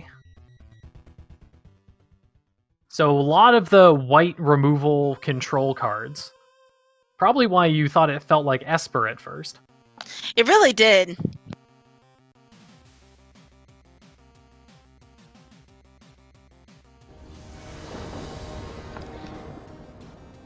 Alright, here we go. Actually, this should be game 3, yeah. Hang on. Alright, here's another hand. Now, Zebra Unicorn's mana situation is beyond awkward. Now, that Stomping Ground did just pretty much seal a good mana situation. I would have been very worried had a dual land there not been drawn. Right, another real strong control hand for Clifford here. Probably going to go for an early Gift of Paradise to get that white mana down for the Absorb. Maybe hold up Frilled Mystic instead. Ooh, 2 Gifts of Paradise. Oh, although they have just Absorb mana right now. So maybe they hold it up for next turn? Yep, looks like they're holding up the Absorb.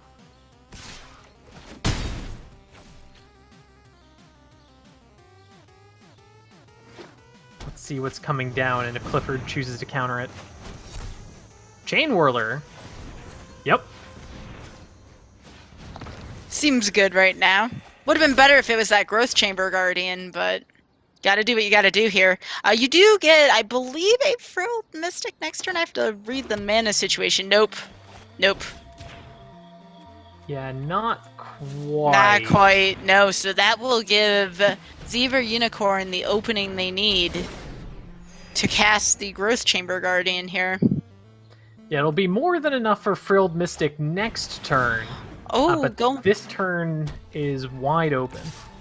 That was interesting, the Cindervine's play. Like, I get the case for it, but wouldn't you want to put out Growth Chamber, maybe? Maybe I'm not reading the board right, but I think what Zebra's thinking is because Cindervines is a damage every time the opponent plays a non-creature spell, correct?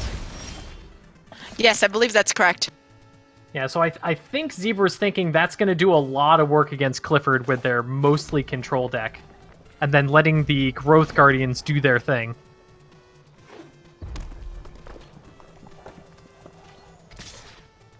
Also, I think we've got a big dragon coming down here soon.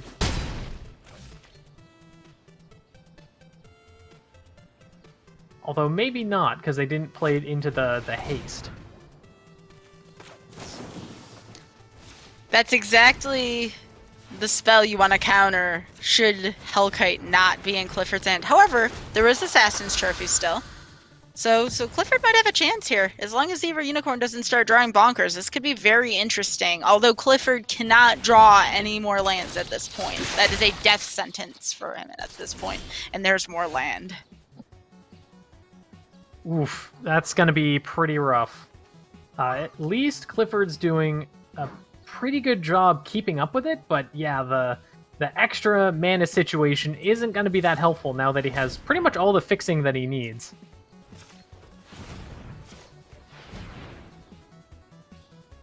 Also, too, I'm trying to contact somebody to change this, but the score is 1-1 right now between Zebra. Thank you, everybody, for being patient. And that... Alright, so here... Okay, I understand now why Assassin's Trophy is a little more tricky of a play. I'm surprised that Clifford didn't enchant one of the lands that was untapped right now, because Assassin's Trophy could have been a thing and he would have saved 4 life right there. Ooh, yeah, that's a good point. I didn't think of that. You can do it the next turn and still save 4 life, but... Unfortunately now, even if one of the dragons gets hit by the Assassin's Trophy, the other one's just gonna come down as well. It looks like yet another player has fallen victim to the flood tonight.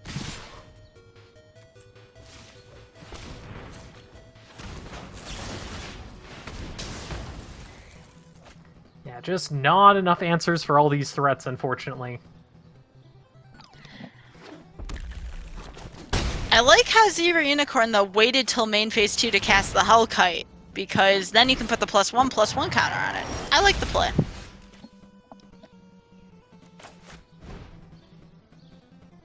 Carnage Tyrant coming down, but unfortunately, Carnage Tyrant known for not having wings. Yeah, it's a little late, although I have heard that if you attach an Ansara's wings to Carnage Tyrant, great things happen. This dinosaur is now an angel, which kind of makes it a dragon. Yeah, pretty much at that point. A dinosaur with wings is basically a dragon.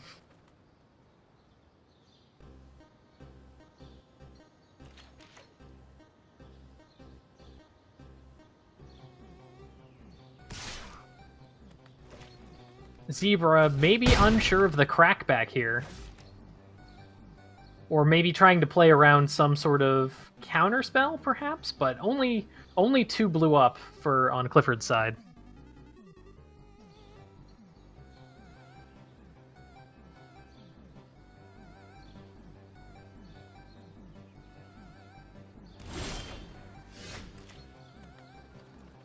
There's a card. Unfortunately, I think Teferi is going to be too little too late. 1, 2, 3, 4. Well, Zebra can do 2 more damage right now to Clifford.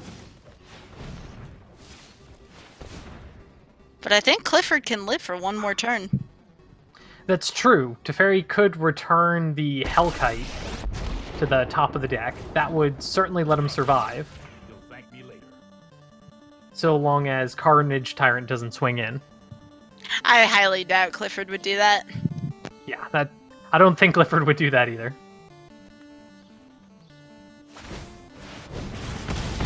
There's the 2 damage, though. Or 1 damage? Clifford had 3 life, right? At the beginning of this turn? Yeah, was at 3, then took 1 when the Hellkite left the battlefield.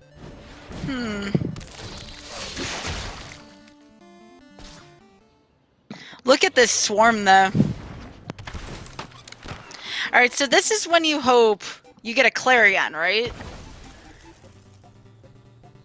Plus you can Clear. gain life. Ooh, looks like it's going to be an Absorb. And Clifford does the very awesome thing that I've seen people do when There we lands go. literally kill them and kills themselves with a land. Yeah, unfortunately, Clifford did not have all of the answers for all of Zebra's gas there. Oh, he killed Teferi there, that's true. I was looking at the life and I'm thinking to myself, but yeah, I just assumed Teferi was gonna die.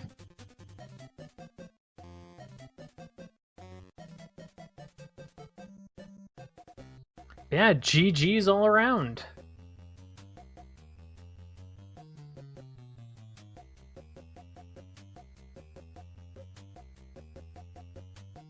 Curious to see who's going next.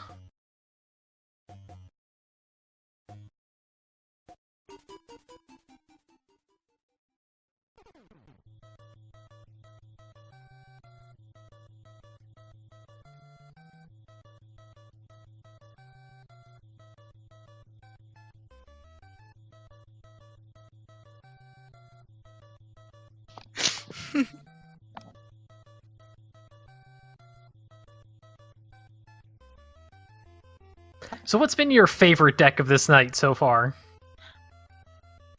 So, there's 2 decks right now that stand out to me. The first one is the Is It Phoenix deck. I really felt like that was a solid deck all the way around. Kaizen did a great job with it.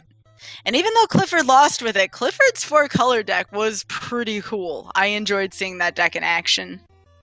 Yeah, it was really interesting, and he definitely was able to do the control thing and get control of those games. It just wasn't quite enough control in those couple of matches that Clifford lost.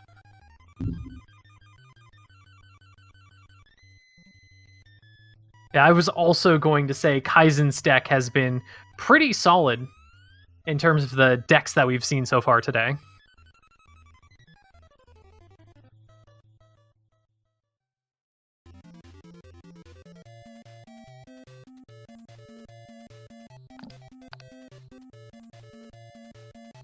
I still can't wait to see how the new cards influence the current decks. It's always one of my favorite things to consider when these new cards come out. Oh, definitely. And I'm certainly looking forward to brewing up some crazy Mardu for the first Wednesday Night Magic after everything drops on Arena. You're getting rid of some of the white? We'll see. I know I plan on spending all of my wild cards on the Mardu deck. And we'll see what happens. Gideon's gonna get in. Gideon's definitely gonna get in for my white deck, but I've definitely been putting a lot more thought into the Mardu than the white mid-range changes. I feel like if you're playing white, unless it's like some kind of duper heavy control build, and even then, I feel like you're doing it wrong. You gotta get that Gideon. Yeah, it's real strong. If nothing else, just a 4/4 indestructible soldier is super good. Bonus points for, the vigilance, lifelink, or indestructible on anything else. Because it's even target creature, so Gideon can target himself. Oh wait, it's other target creature. Never mind, missed that word. Hey, reading can be hard, alright? Don't give yourself a hard time about it. To be fair, there's a lot of words on this card. There's a lot of words on that card, just like Izarith, yes.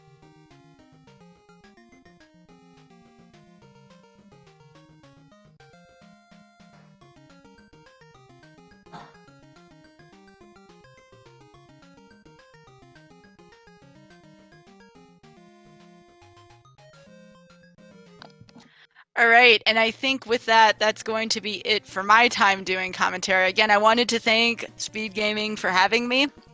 I'm going to go practice some Magic myself before the tournament tomorrow. Looking pretty forward to that. And then next week, of course, is the War of the Spark pre-release event, which I'm also doing for Wizards. So a lot of events coming up between now and then. Again, folks, if you all are interested, please sign up for that tournament. I believe it's !challenge. And again, anybody can play Magic. Remember that. You don't have to be a pro to participate in this tournament. I can't stress that enough. So Good again, luck. Good luck. Oh, thank you. I appreciate that. All right, folks, take care. And with that, I'm going to pass the mic on over to Zebra Unicorn. Thank you again, folks. Take care. Welcome, Zebra. What's happening? Not much, just some crazy magic. As it typically is. Watch some random guy blow over a 4-color control deck. You might have seen it. Maybe you caught it. Yeah, Gruul It's Aggro pretty- is real good right now, I think. I was laddering with it a lot, and it just, like, beats the heck out of a lot of decks. Like, you just, like, start casting dragons, and they're just, like, control decks. Like, it was weird because I would expect Gruul Aggro to be bad against, like, Esper and stuff, because traditionally, like, mid-rangey decks are, like, the decks that Esper beats up on. But each one of your threats is just so individually game-breaking that, like, they just run out of removal. Like, they eventually just draw some lands, and they're just like, oh, you didn't kill my second dragon? Alright, you're dead. Like, like everything's a 4/4 in that deck. Yeah, I was commenting with Sky, and there was just one hand near the end where you just had a lot of redundancy. 2 dragons, 2 phoenixes, 2 chain whirlers at one point. Yeah, you just every creature in the deck is like a threat on its own. Like you have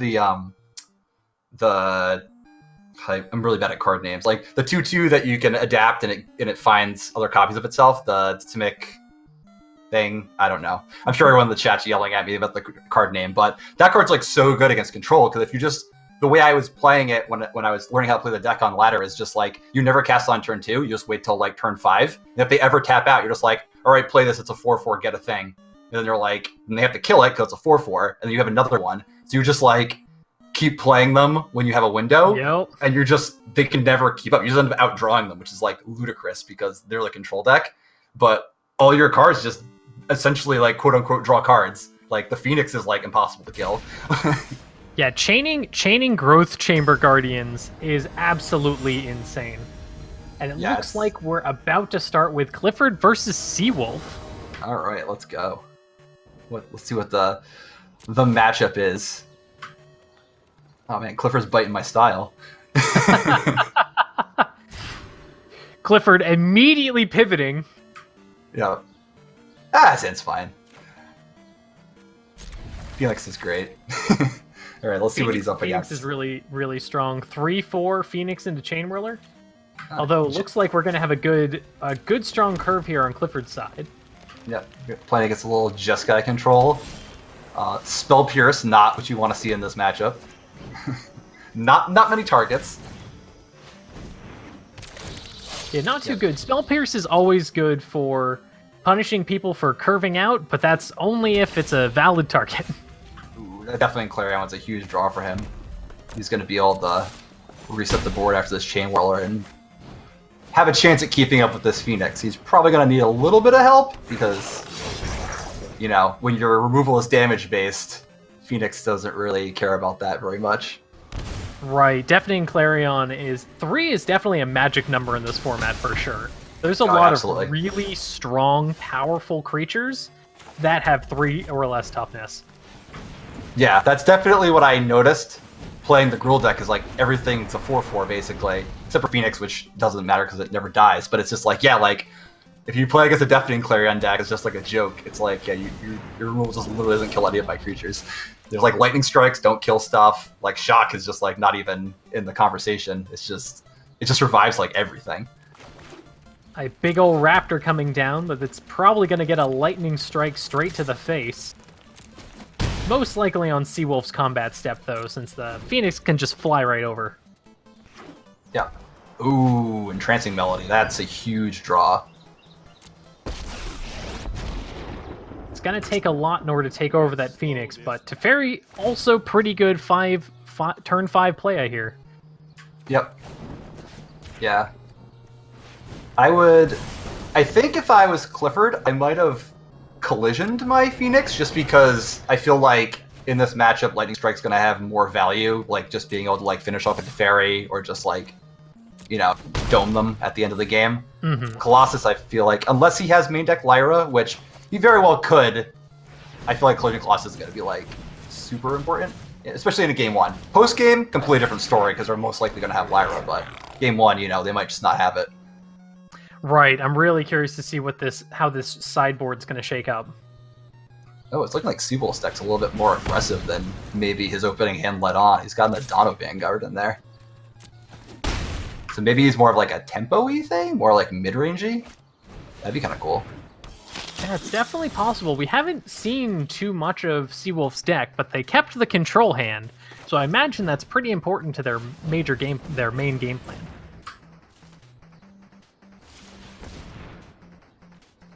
Another Phoenix coming down is gonna help take to the skies. So is that the Phoenix that got... I can't really see the Clifford's deck, but it looks like that's another Phoenix. Like, different than the one that got... I do believe that's a second Phoenix. So I think he's drawing another Phoenix next turn. Yeah, the Phoenix that got sent down by Teferi is currently on top of his deck. Oh, that's interesting. Oh, come on, block the... Yeah, there we go. I love punishing people with Goblins versus Vanguard. Oh yeah, just block that thing all day. It's like, pay the 4 life, I dare you. I've had games where I've dealt like 12 damage in Vanguard damage to people. Oh. So Clifford is... So what Seawolf really needs is to draw a land so that his Entrancing Melody turns on. Then he's like... I mean, even if he draws the land, he's... Now that... Ooh, that Spell Pierce is not what you want right here. So I think Seawolf's just dead. Because he can't kill the Phoenixes because they just come back. Right. Oh, he can... Nah, that's not going to do it. He can steal the token, which is a cute play, and definitely... Oh, wait, actually... It Yeah, he can actually put it on doesn't turn. do anything, because he doesn't have... Seawolf doesn't have the Phoenix in his graveyard. Yeah, but it stops them from getting their Phoenix back. I've made that play before. That's true. That's So true. I've It does definitely prevent Clifford run- from having the second Phoenix. Yeah, it also saves them a turn. Well, theoretically, it would save him a turn. He didn't know he had Collision Colossus, but on board, that did buy him a turn. Ooh, wow, he doesn't have 2. I was like, oh, he's gonna double Spell Pierce, but he only has the 1 blue. So that would have been funny if the Spell Pierce is actually bought him a turn. Unexpected. But yeah, Clifford takes the first game. Not quite. Gruul mid-range? Taking another one. Yep, that's Gruul mid-range. I feel like the 5-drop is like a flex slot. Like some people run Siege Gang, some people run the Dragon. That makes sense. What have we got here? Some Goblins, perhaps, for the Siege Gang Commander. If you're going long. Cannonade seems pretty good here. Probably not against Seawolf's deck, but... Let's see what Seawolf sideboarded in here. Curious to see how this next one goes.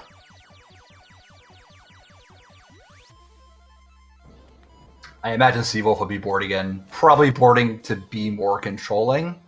But I feel like his, yeah, definitely. He's got the electrostatic fields. I'm sure those came in from the board. Yeah, that makes sense. I feel like we would have seen at least one of them if they weren't in the board before. Mm-hmm.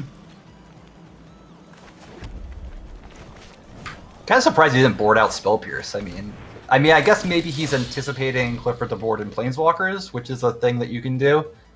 But, I mean, Spell Pierce is still kind of narrow. I feel like you kind of just want to be more proactive post-board. You really don't want to fall behind against this deck. Yeah, it's also possible that Seawolf thought Clifford would be going more into the control-y sort of setup with more targets for Spell Pierce. Yeah, it's definitely possible. I mean, I know personally in my list I board in 2 Vivians out of the board, so Spell Pierce definitely gets a better post board.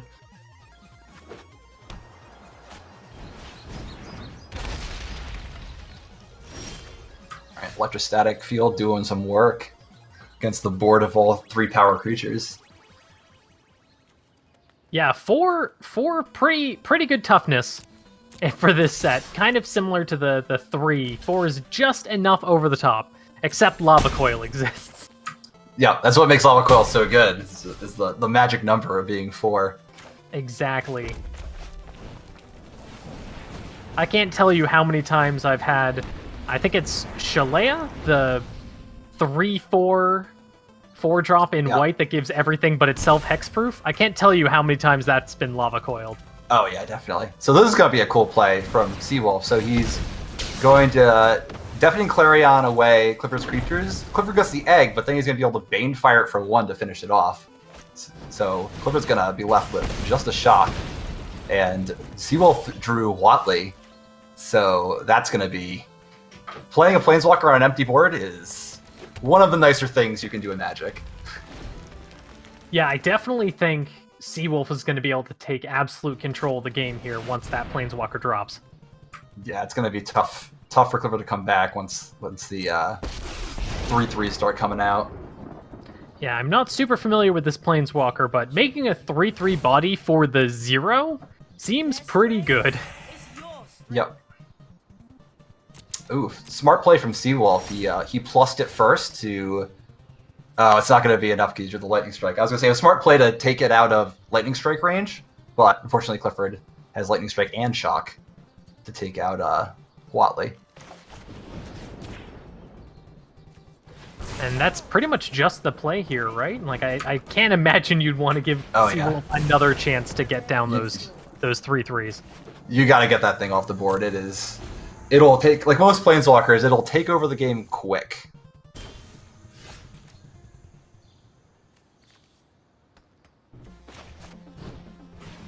Seawolf's hand starting to not look that great against Clifford's draws.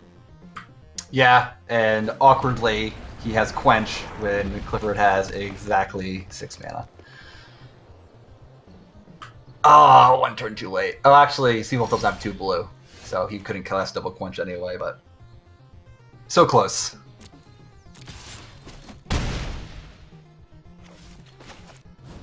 And here come the Parade of 4 power creatures. Yeah, this Riot is gonna... Yeah, I think Seawolf just realized that they can't double Quench here. Well, maybe not just realized, but it looked like they were definitely considering it. Yeah. Yeah, they kind of picked up the Quench like they were going to cast it, and I was like, wait, uh-oh.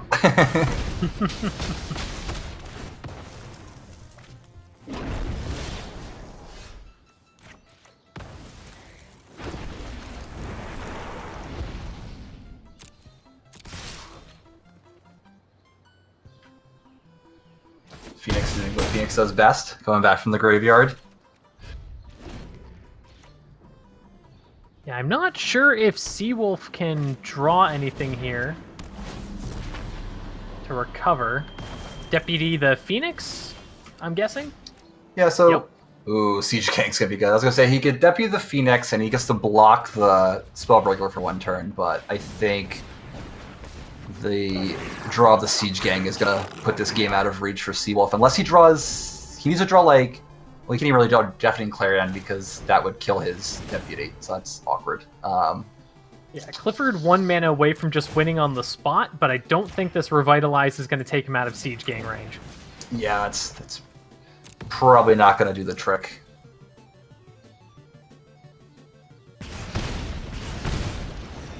Siege Gang, importantly, can sacrifice itself, which I know I use to catch people off guard a lot when I was running Siege Gang. Absolutely.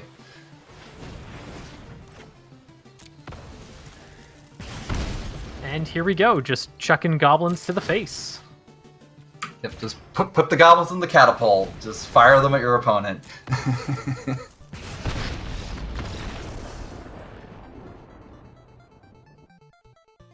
There's few problems that can't be solved by hurling goblins at them. Excellent games by Clifford, really showing off the power of that warrior deck. Seawolf just unfortunately not being able to hold on for long enough. Yeah, he had a very good start, especially with the Watley, and Clifford just got the right stream of draws to get back in the game. But It's just like I was saying about the red-green deck is like your top decks are just so good going into the late game. Like all of your cards are just threats on their own. So it's just your opponent has to like once they get control, they gotta close up the game quick because longer it goes, you just draw more phoenixes and it's just like okay, well I'm back in the same spot I was before. Yeah, and that game was pretty close. If Clifford didn't draw that second direct damage spell or that direct damage spell when he did, that probably wouldn't have been Clifford's game. Oh, absolutely. Yeah, if Clifford just drew like some creature without haste, like he starts making 3/3s and it's gonna end pretty quickly.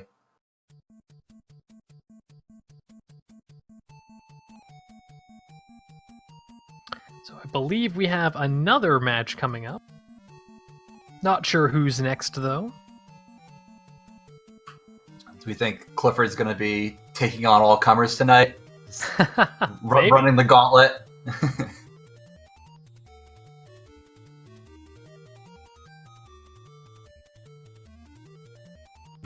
So I heard they announced the tournament tonight. They did. That's exciting. Yeah, I'm bit, really looking forward to it. It should be. So I say it should be fun.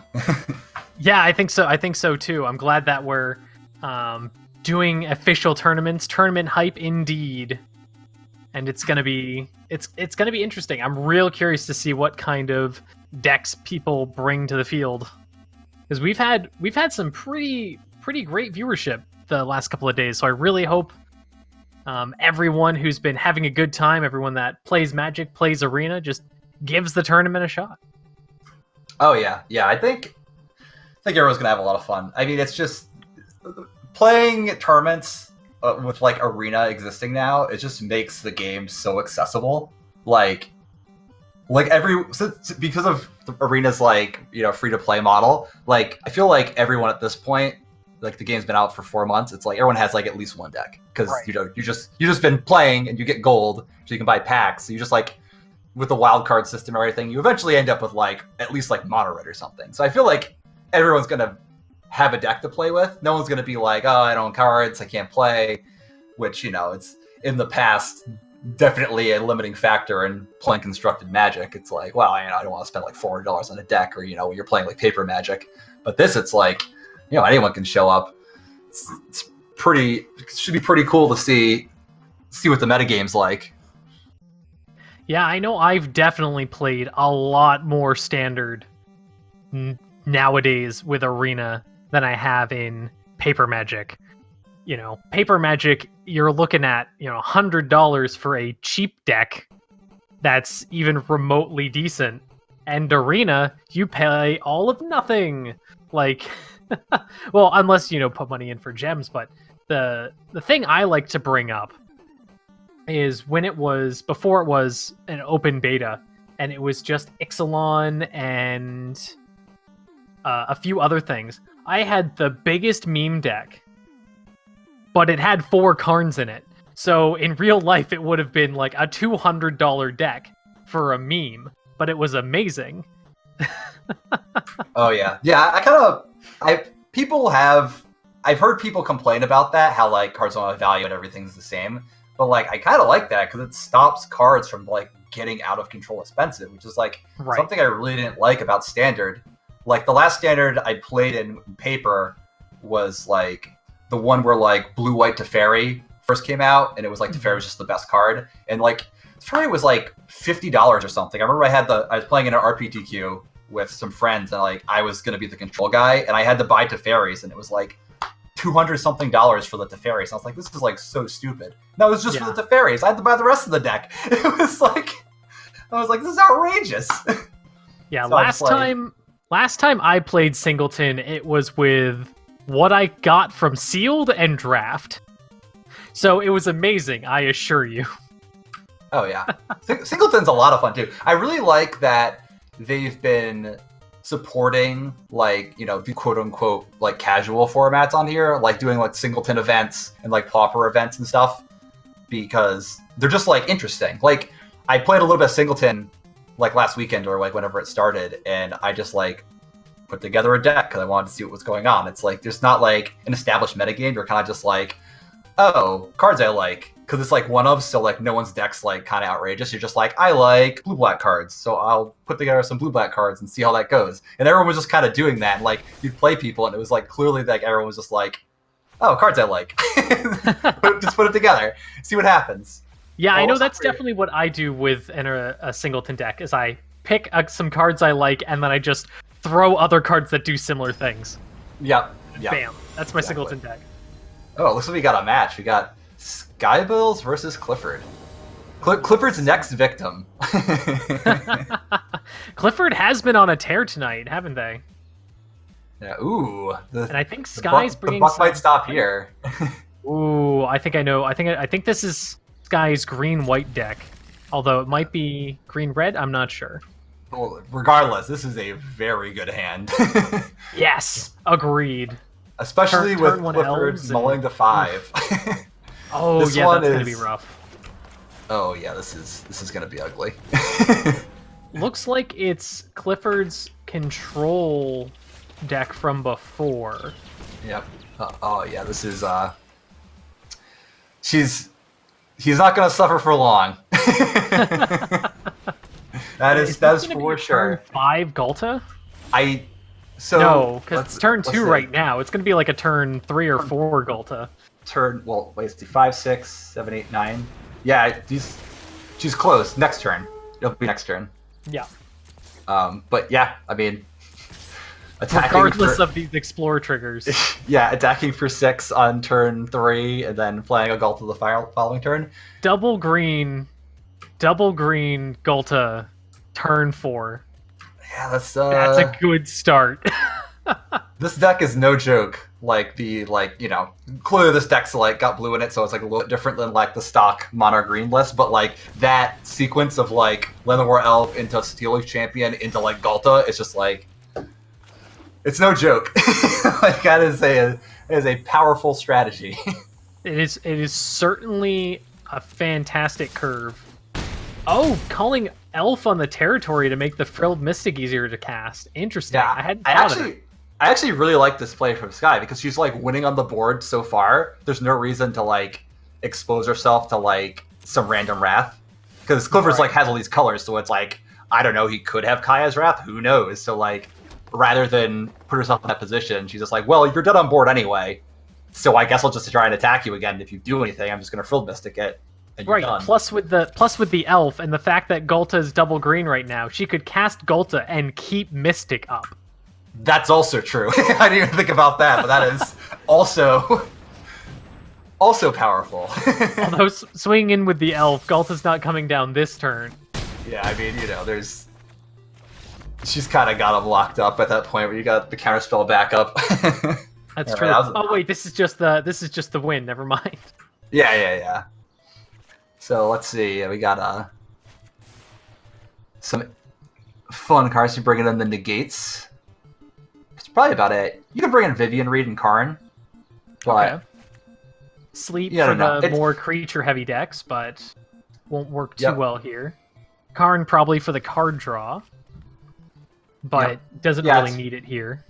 yeah, looks like about what you did. The tricky thing with sideboarding and decks like Skies is you can't sideboard too much because your core strategy is so tight of curve out on creatures and play Gulta. So you can't really board creatures out. So it's kind of there's only so many cards you can take out of your deck without diluting it too much so that you're not actually pressuring your opponent enough. So Right. it's always interesting.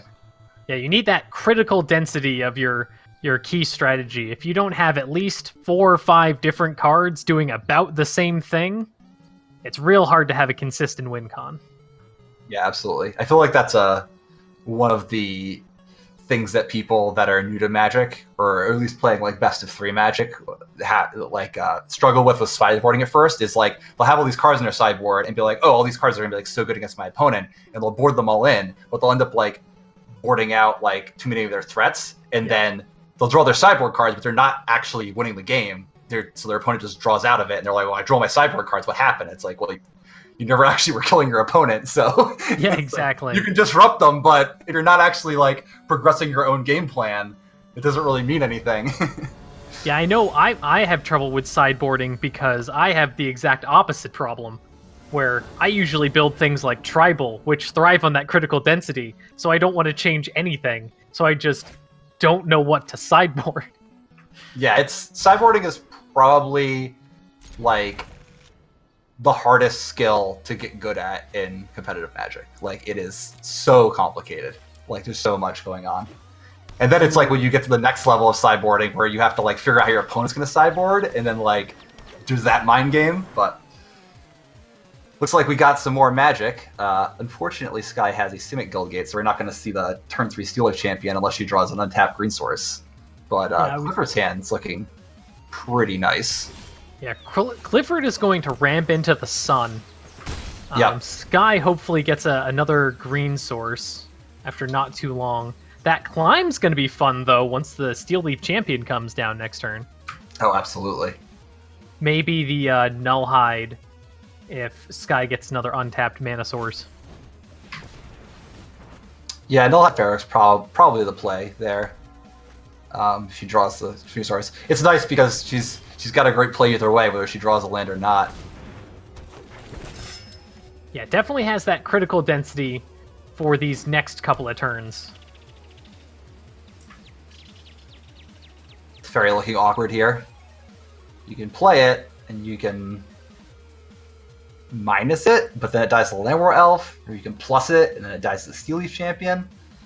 If I was Clifford, I'd probably just play to Gift of Paradise here, just like get my mana set up, and just like hope to draw some kind of interaction. I mean, you have the Carnage Tyrant, so I figure you probably want to like play the Carnage Tyrant to get something on the board, and then maybe play the Teferi after. I mean, it's tough. I think Clifford's thinking that the Teferi's going to survive because the Land of War Elf is probably going to come down for a 3-drop. Because Sky's creatures aren't exactly the cheapest in this deck, so you're probably going to need what mana you can get. Yeah, and we're seeing that problem rear its head here, where if you don't draw your lands in this deck, your threats are not cheap. So she's going to need to find another land to stay in this game, or Teferi's going to run away with it.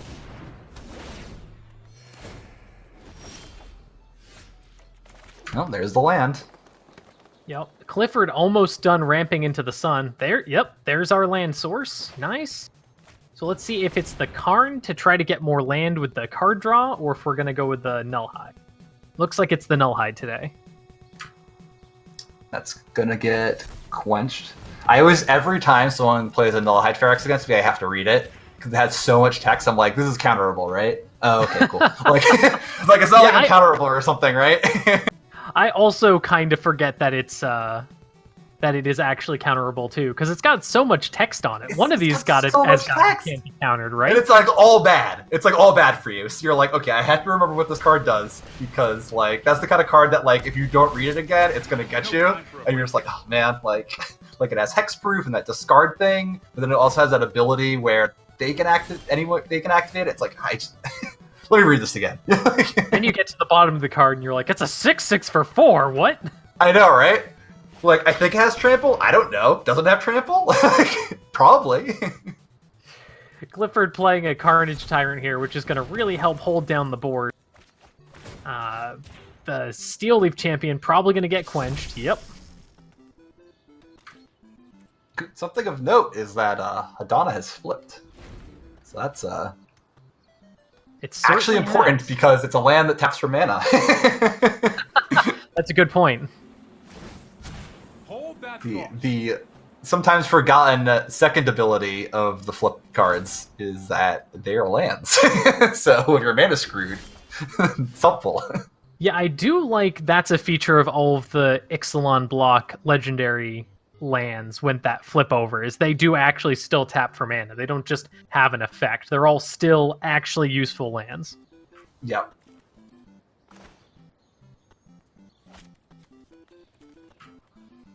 Yeah, Sky in a tough spot here, because Carnage Tyrant's threatening to gobble up pretty much whatever Planeswalker she plays here. Right. Probably going to go for at least some card draw. Or wait, was there another quench that I missed? What's getting played here? Ah, You Chemistry's played Insight. Chemistry's Okay. Insight, yeah. I saw the blue and I was like, is there yet another quench in Clifford's hand that I missed? Yep, going for the card draw. That makes sense here. This is going to be a lot more ramp. Yeah, Clifford is just... This is the danger when you're playing against ramp decks is you need to kill them quickly. Because if you don't, this happens. And it's very difficult to come back from a deck that has like 12 mana in play when you have 5. Yeah, Clifford about halfway to the sun with this ramp plan. I think it's a little more than halfway to the sun. Maybe like 3/4 of the way to the sun. Like he's getting pretty close. Up the pace. Yeah, the only major threats he's landed though have been Carnage Tyrant and Teferi. I mean, It you say might- that like only Carnage Tyrant and Teferi. It's true. It's true.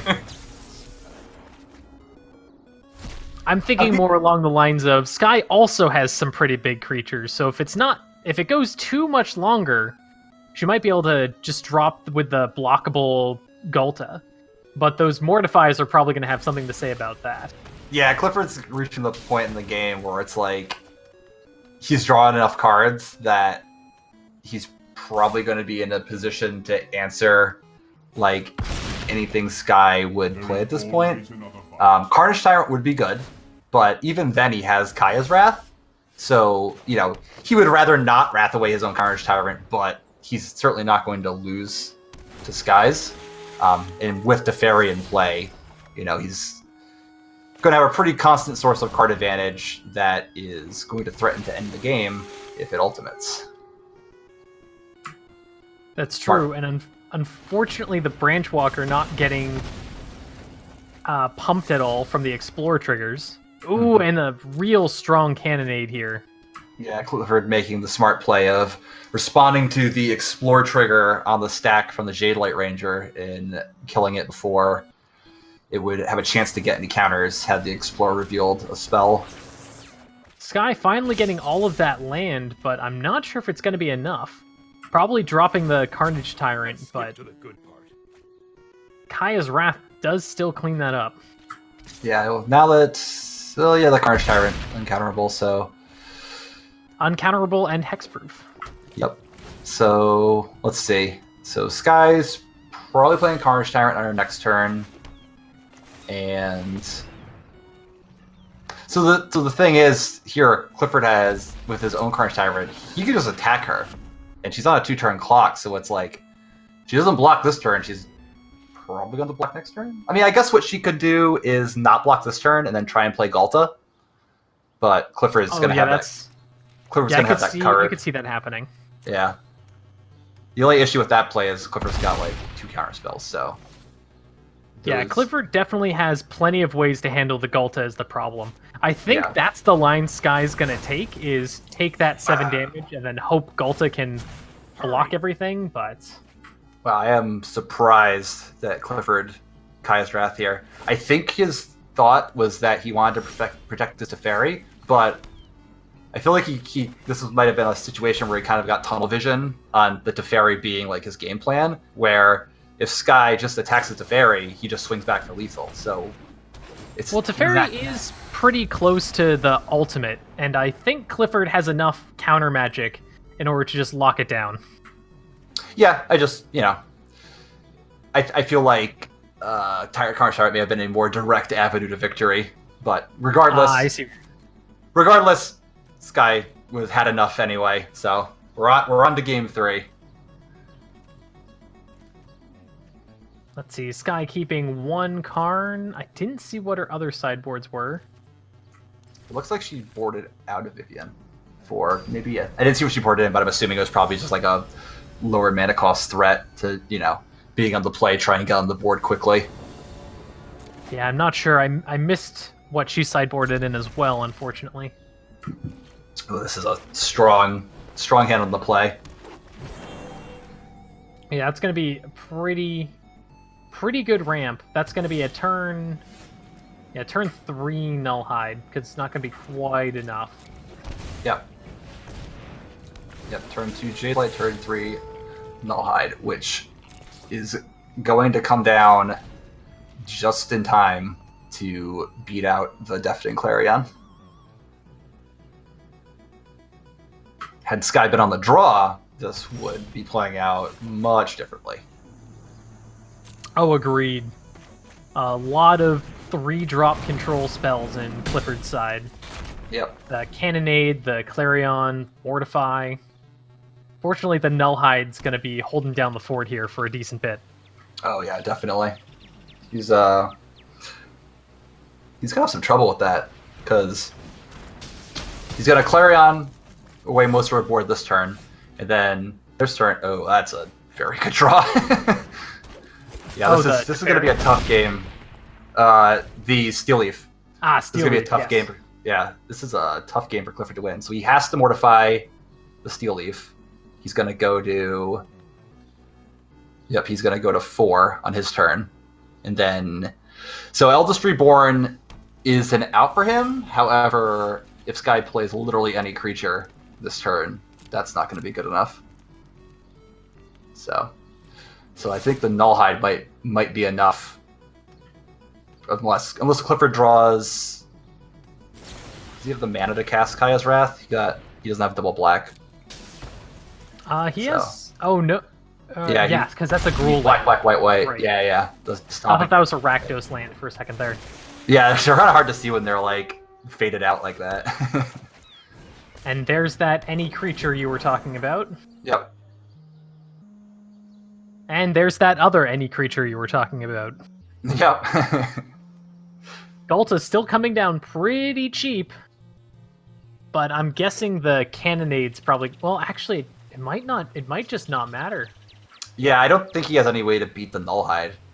It has Hexproof, and he can't Eldest Reborn because she just sacks anything but the Nullhide. Right. So I think that's just it. I don't think he has any way to enter. What is happening? Oh, gee, I just do not know what this card does. Oh, right, and Mortify. Any Yep. player can activate that ability. And see, this is why I say every time I see this card, I have to read it because I just do not remember what it does ever. Yeah, it's the one downside of this card is that any card can, just anyone can activate that ability. Oh, that's wild. So yeah, this game is not over. Well, so she has Negate, so The Okay, Fiery so yeah, Cannonade gets rid of absolutely everything, though. And then the Yeah, Eldest but- Reborn takes care of the Ghalta, but it's going to be a while. Well, the Fire Cannonade's probably not going to resolve. It's 'Cause true. She has Negate, so But I think that's... yeah. oh, nope, so, going for the ramp? Going for Yeah. the ramp. so he can gift into Cannonade. He's going to lose it in the Negate, but this is, the optimal use of his mana.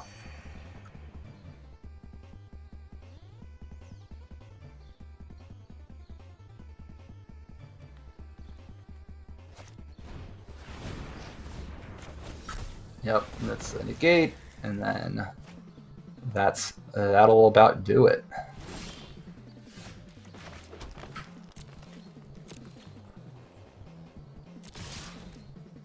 Yep, Sky untaps, swings for lethal. There we go, GG. Those were 3 really nice games. A lot of really good games tonight. Yeah, no, that was a good match. It was a lot of back and forth. That was pretty interesting. I really like Sky's deck. I saw her playing it prior to the Invitational, and it's like really interesting. I really liked the mono green deck going into the Invitational. Because of 4 toughness. It's just like everyone's sweepers that they were playing in their best of one decks were just like Cry of the Carnariums and stuff, so it just like naturally just beat all the sweepers. But the addition of the blue gives you another dimension of interaction post board against some of the more degenerate. I really like the mono green deck going reclamation type decks. Because of that, or toughness could possibly give you trouble. Just like so everyone's sweepers that they were playing in their best of one decks were just like Cry of the Carnariums and stuff, so it just like naturally just beat all that.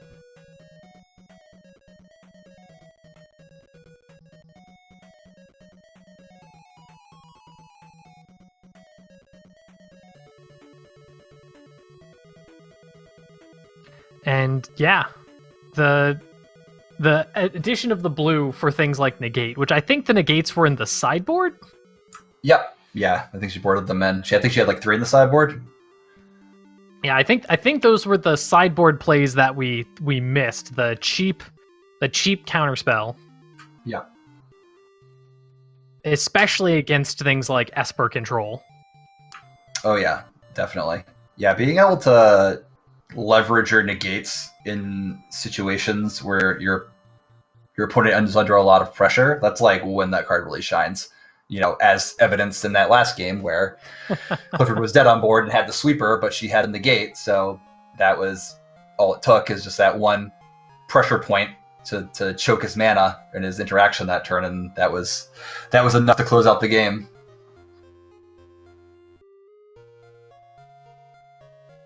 Yeah, I've never been much of a blue player, but blue definitely has some good cards in it, that's for sure. That is the understatement of Magic ever. It's got exactly one good card in it. Yes, Ancestral Recall. Man, I think my favorite thing about Ancestral Recall is it's part of the 3-for-1 set, and it's the boon cycle. Rejuvenate. 3, heal 3 for 1 mana. Ancestral Recall, draw 3 cards. It's a cycle. They all do 3 of the thing that the color is good at. Yeah. Whereas blue is good at breaking the game in half, and white is good at something. Yeah, but to be fair, 2 of those cards are Bolt and Ancestral, so... Yep. Dark Ritual. Right, Dark Ritual, that's the one I couldn't remember. Don't forget that one. That one's better than Bolt. It looks like we're doing Sky versus Seawolf. Sky rocking the same deck again. Nice. Seawolf looks like Seawolf he's playing his... rocking the Jeskai Control from earlier.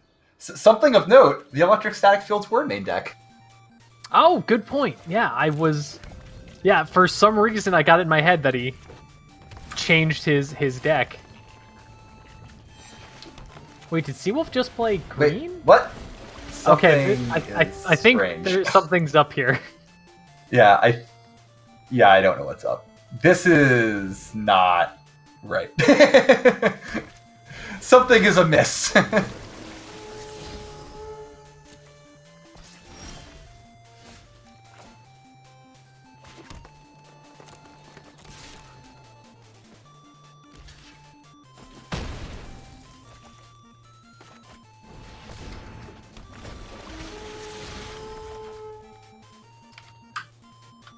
Well, looks like we're commentating the old-fashioned way with not knowing what Seawolf's hand is. So it looks like... No, clearly Seawolf is just playing green in their Jeskai Control deck. It totally makes sense. This is Seawolf's anti-ghosting technology. So what we need to do is we need to improve stream latency by putting the stream 3 seconds in the past, so that we're actually in the future. Just don't say anything weird.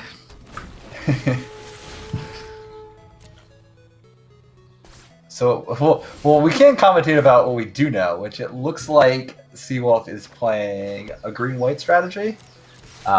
He looks like he's missing some land drops, so it's hard to see what the overarching strategy is. Since he's unfortunately, it seems like Seawolf was consumed by the void and is now expanding into the ether, thus showing cards from both players. I'm not sure how we're able to get out of it here.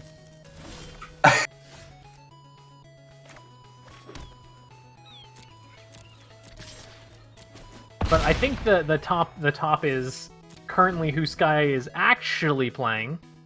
Yep. We've got a Loxodon, Sarah's Wings, Unbreakable Formation. I'm liking this hand. Mm-hmm.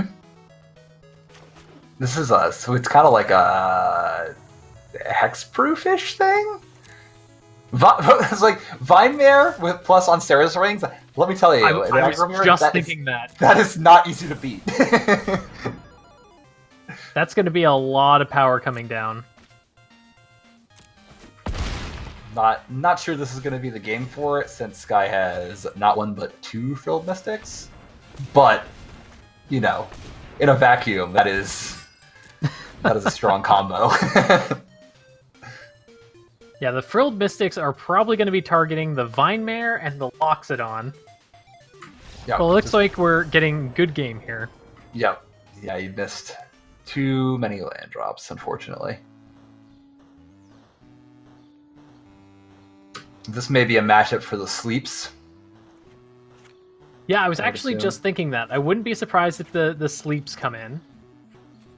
Probably not for the negates. Definitely some flyers Yeah. with Vivian Reed. Yeah, here come the sleeps. At least 2, Yeah. that makes sense. Mhm. Wild Growth Walker, which I hadn't noticed before for the long-term life gain sort of strategy. Yep. All the reeds coming in, it looked like.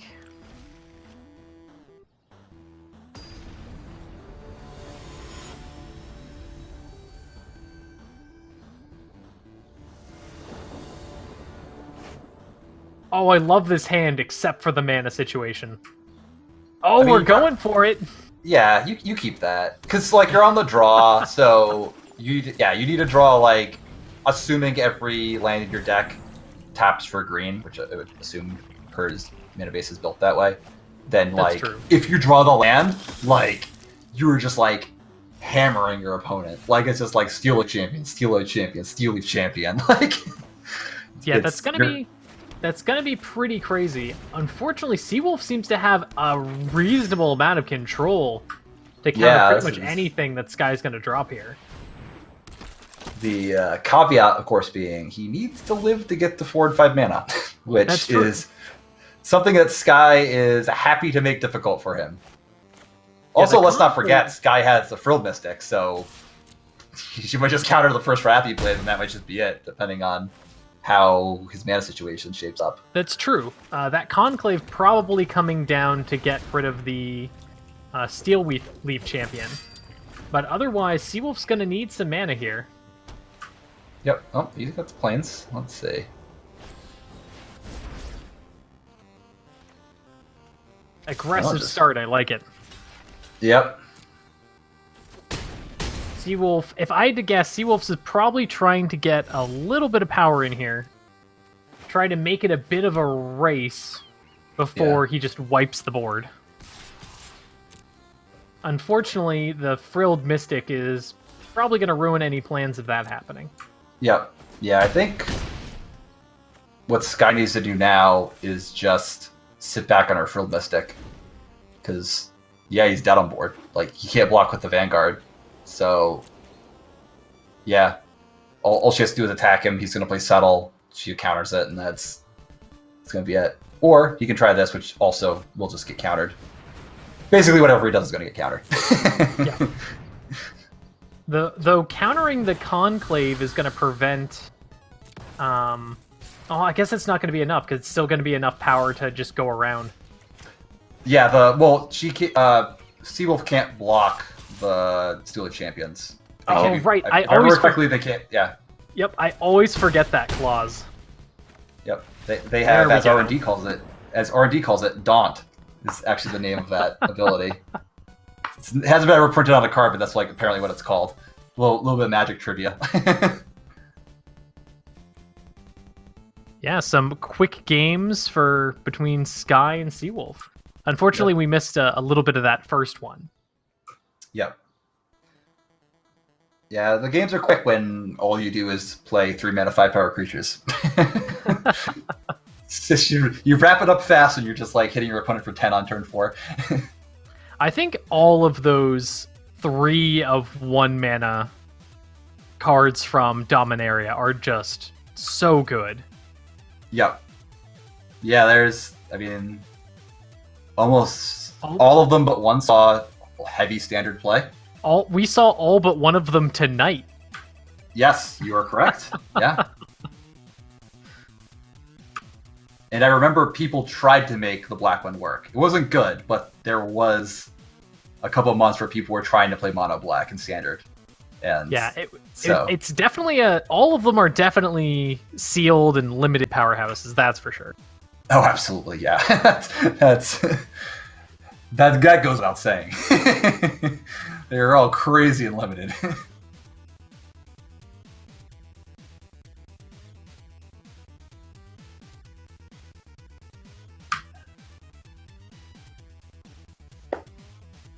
Yeah, a lot of fun matches tonight. Yeah, no, it's Standard's in a pretty decent spot, I feel like. And what makes it even more exciting is that next week we get new cards. Yep, next week in Arena and the week after that for everything else. And I know, everybody so I'm so excited. I'm so excited. all I of the love- planeswalkers. I love when new. I love when Standard's fresh. Man, I love new decks. What's really funny is I'm not even super excited about the Planeswalkers. I'm excited for the like a particular Crocodile and a bunch of other crazy cheap cards. It's like, oh yeah, look, there's Planeswalkers in this Planewalker set. Sure, Tibble gets the sideboard. And then there's everything else in my deck. Yeah, I feel like the cards I'm most excited for aren't the Planeswalkers. You're right. Like, There's a counter spell that counters counter spells. It's great. I think that's the card I'm most excited about. I'm so annoyed that card exists. Oh man, I'm so excited to like get people with that.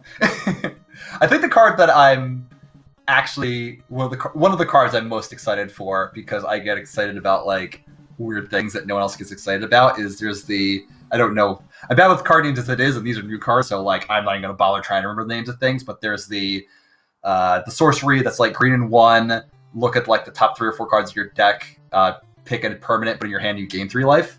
I think that card's gonna be like really good, and people aren't really talking about it because it's like not super exciting. But like I can think of a bunch of decks that's just gonna be like great in, because it just like bridges the gap against aggressive strategies for like slow controlling decks. Like Clifford's deck that he played tonight, like that. I feel like that's the kind of card that deck would love, because it just gives you something to do. So you hit your land drops and you're like not dying so fast. Just like Not dying is really important. yeah, in that, the kind of stuff that as gets you me saw. excited. Yeah. So anyway, that's gonna wrap up all the matches we have tonight. But remember that coming soon, June 1st, tournament starting. Best of 3 standard. Swiss. Cut to top 8. At least $1,000 in the prize pool, with a first place prize of $200. And something I forgot to mention earlier because I am terrible. There's a code that you can enter on the Matcherino site. If you go to the site and log in and go to sign in in the crowdfunding page where you can donate, there's a place where you can enter a code. And if you enter this code, MTGA Summer 2019, copying it, pasting it in the chat. If you enter that code, you'll add 50 cents to the prize pool for free just by entering the code into the deal. So, if you want to add to the prize pool and support all the great Magic players that we have going to be coming in for the tournament, be sure to go check out the Matcherino page, enter that code, do the sponsor quests that also add 50 cents for following 24-Hour Fitness and their Twitter and subscribing to their YouTube. Bubba Burger also has a Twitter quest that you can follow. And if you want, there's also all sorts of cool stuff in the marketplace where you can buy hoodies and shirts and even a Discord role. And all of that also contributes to the prize pool to make that $200 first prize get a little bigger, or maybe a lot bigger. Who knows?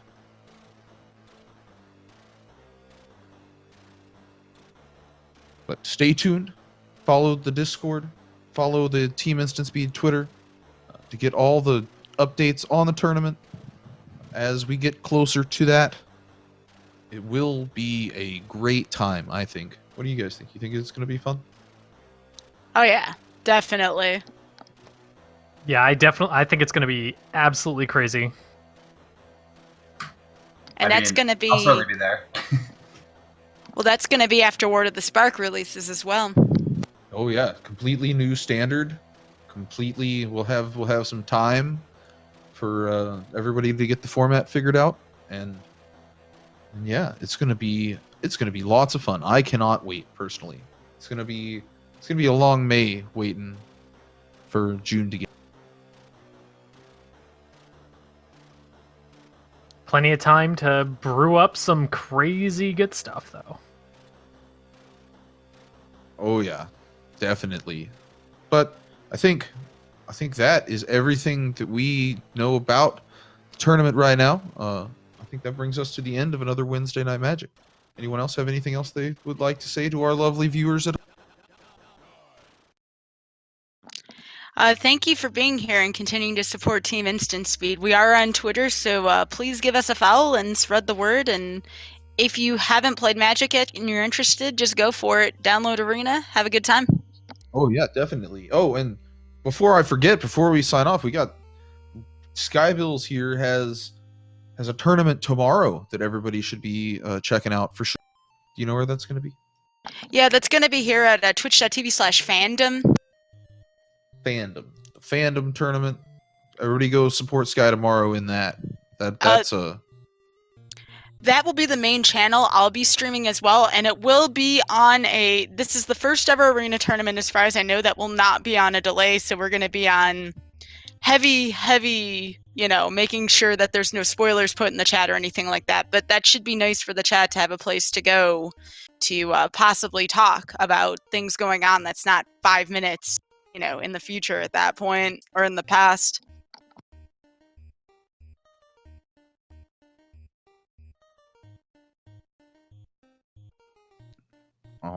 all right. So I think that will end it for us tonight. We will see everyone back here next week, 9 p.m. Eastern, Wednesday night. Have a great weekend, a great week, and we will see everyone next week. See you all next week, everybody. Take care. See ya.